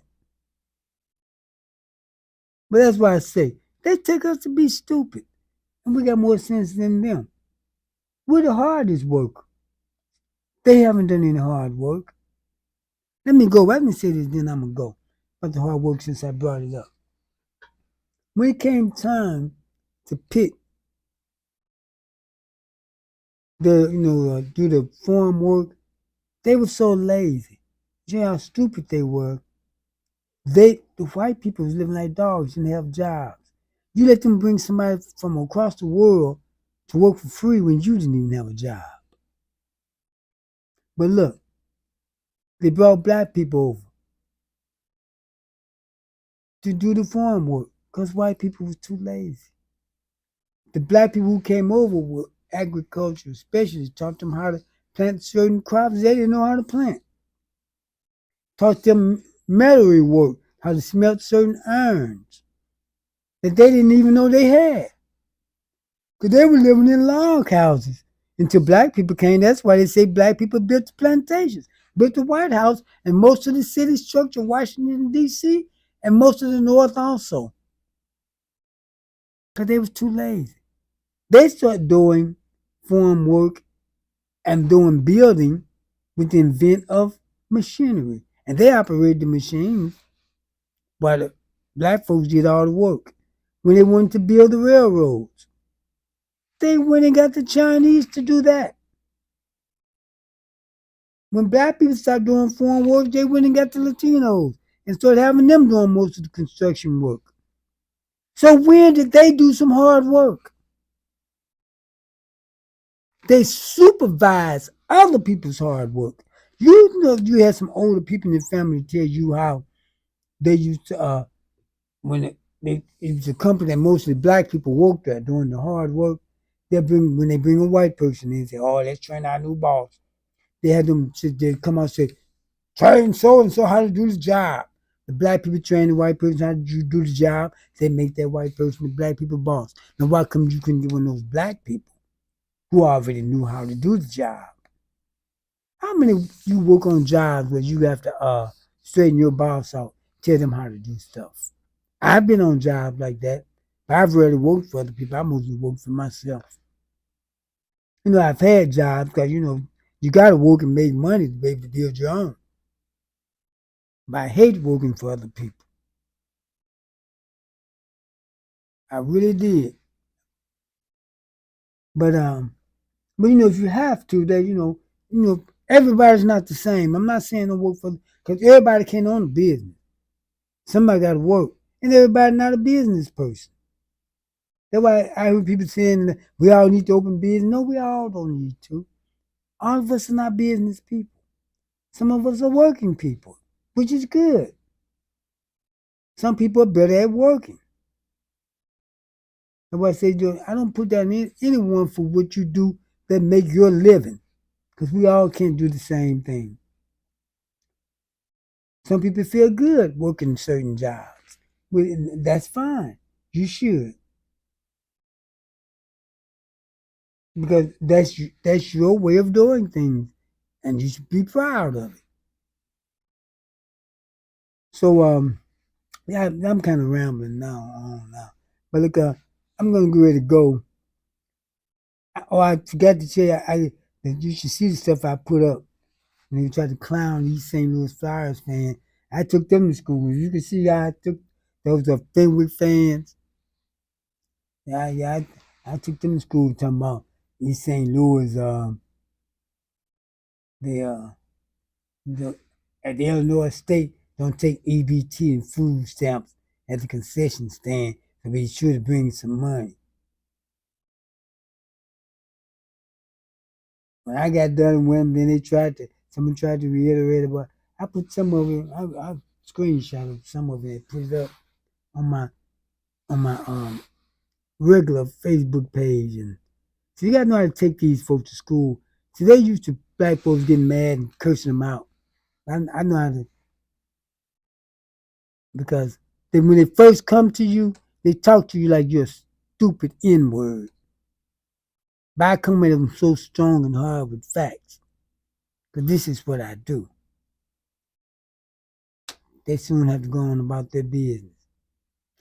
What they do first, they try to change the narrative and move the goalposts. They won't answer what I put. They won't reply to my reply where I took them to school. They'll move the goalposts and try to change the narrative. And I catch them on that. And I tell them, why you keep changing the narrative after 2 or 3 times? I know what they're doing. If you're going to go, if you're not the type of person who know how to talk to these people, don't try it, because you can end up making yourself look worse.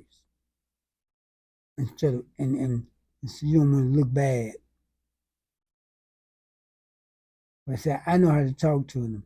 I've talked with the best of them. In California, here, Chicago. I lived in Chicago for 2 years. I lived in Los Angeles for a long time. Plan on going back. I think I will. I was going to go back, but then COVID broke out, and it broke out bad out there. Then I was plan on going back a year. Then so I was in Los Angeles. They brought all the National Guards and all of them there. And I don't know if I'm telling me maybe they don't enough for me to go back out there, but if that's where I want to go, that's where I'm going to go. So if something tell me, I'm going to tell me why I'm going to go. But look, it was great being with you tonight, and we're going to do the. You can tune in here Tuesday night for the East St. Louis Flyers and O'Fallon Panthers basketball game at 7:30 live. It's going to be also on. It's going to be on YouTube also. I made a mistake when they played Edwardsville. I had it on Facebook, but I forgot to put it on YouTube. And so I had to put it up on YouTube later. So when you see the game, we'll hit my cash app so I can keep doing stuff like that, because so I can follow them all around the state, because each one of my programs has to pay for itself. I can't take from this one and put to the next one. That's why I had to stop broadcasting the games. I didn't do any games last year,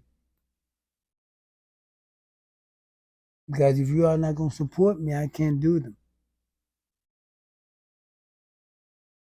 I can't do them if you're not going to support me. Then the people would text me, "Yeah, I live in Dallas. That's the only way I see them." Well, Everybody say, oh, you need to start doing it. We'll support you. Then when I do it, you don't support me. Because see, I can't have it where I have my other programs support themselves. But I can't have it where I spend money to go all out of town. Everybody would say they want to see the games. I spend $300. Thousands of people watching, and I make $200 on my Cash App. Now I can't be doing that. Nobody asking you to send in $20, $30. If each person just send $1, $2, $3, with thousands of people watching, and the people on Facebook don't send in nothing, even though the Cash App be up. And I did the championship game really on my dime because I can't do the championship game live. I knew I wasn't going to make any money off that. I can't keep doing this if you are not going to support me. If I don't get any support on this fouling game, I'm not doing any more live games, any more live stream on games. Do like I did last year, just shut it down and stick with the programs that make money. I'm a Flower fan, but I'm a businessman first. You all should understand that. Yeah, but I'm going to do the game Friday. It'll be on YouTube and Facebook. And so thank you for tuning in. I better get out of here. I got to go to church in the morning. So thank you for tuning in. My name is Larry Duncan Allen. This is No More Water Fire next time. Now, see you Tuesday. Be sure to tune in for the game.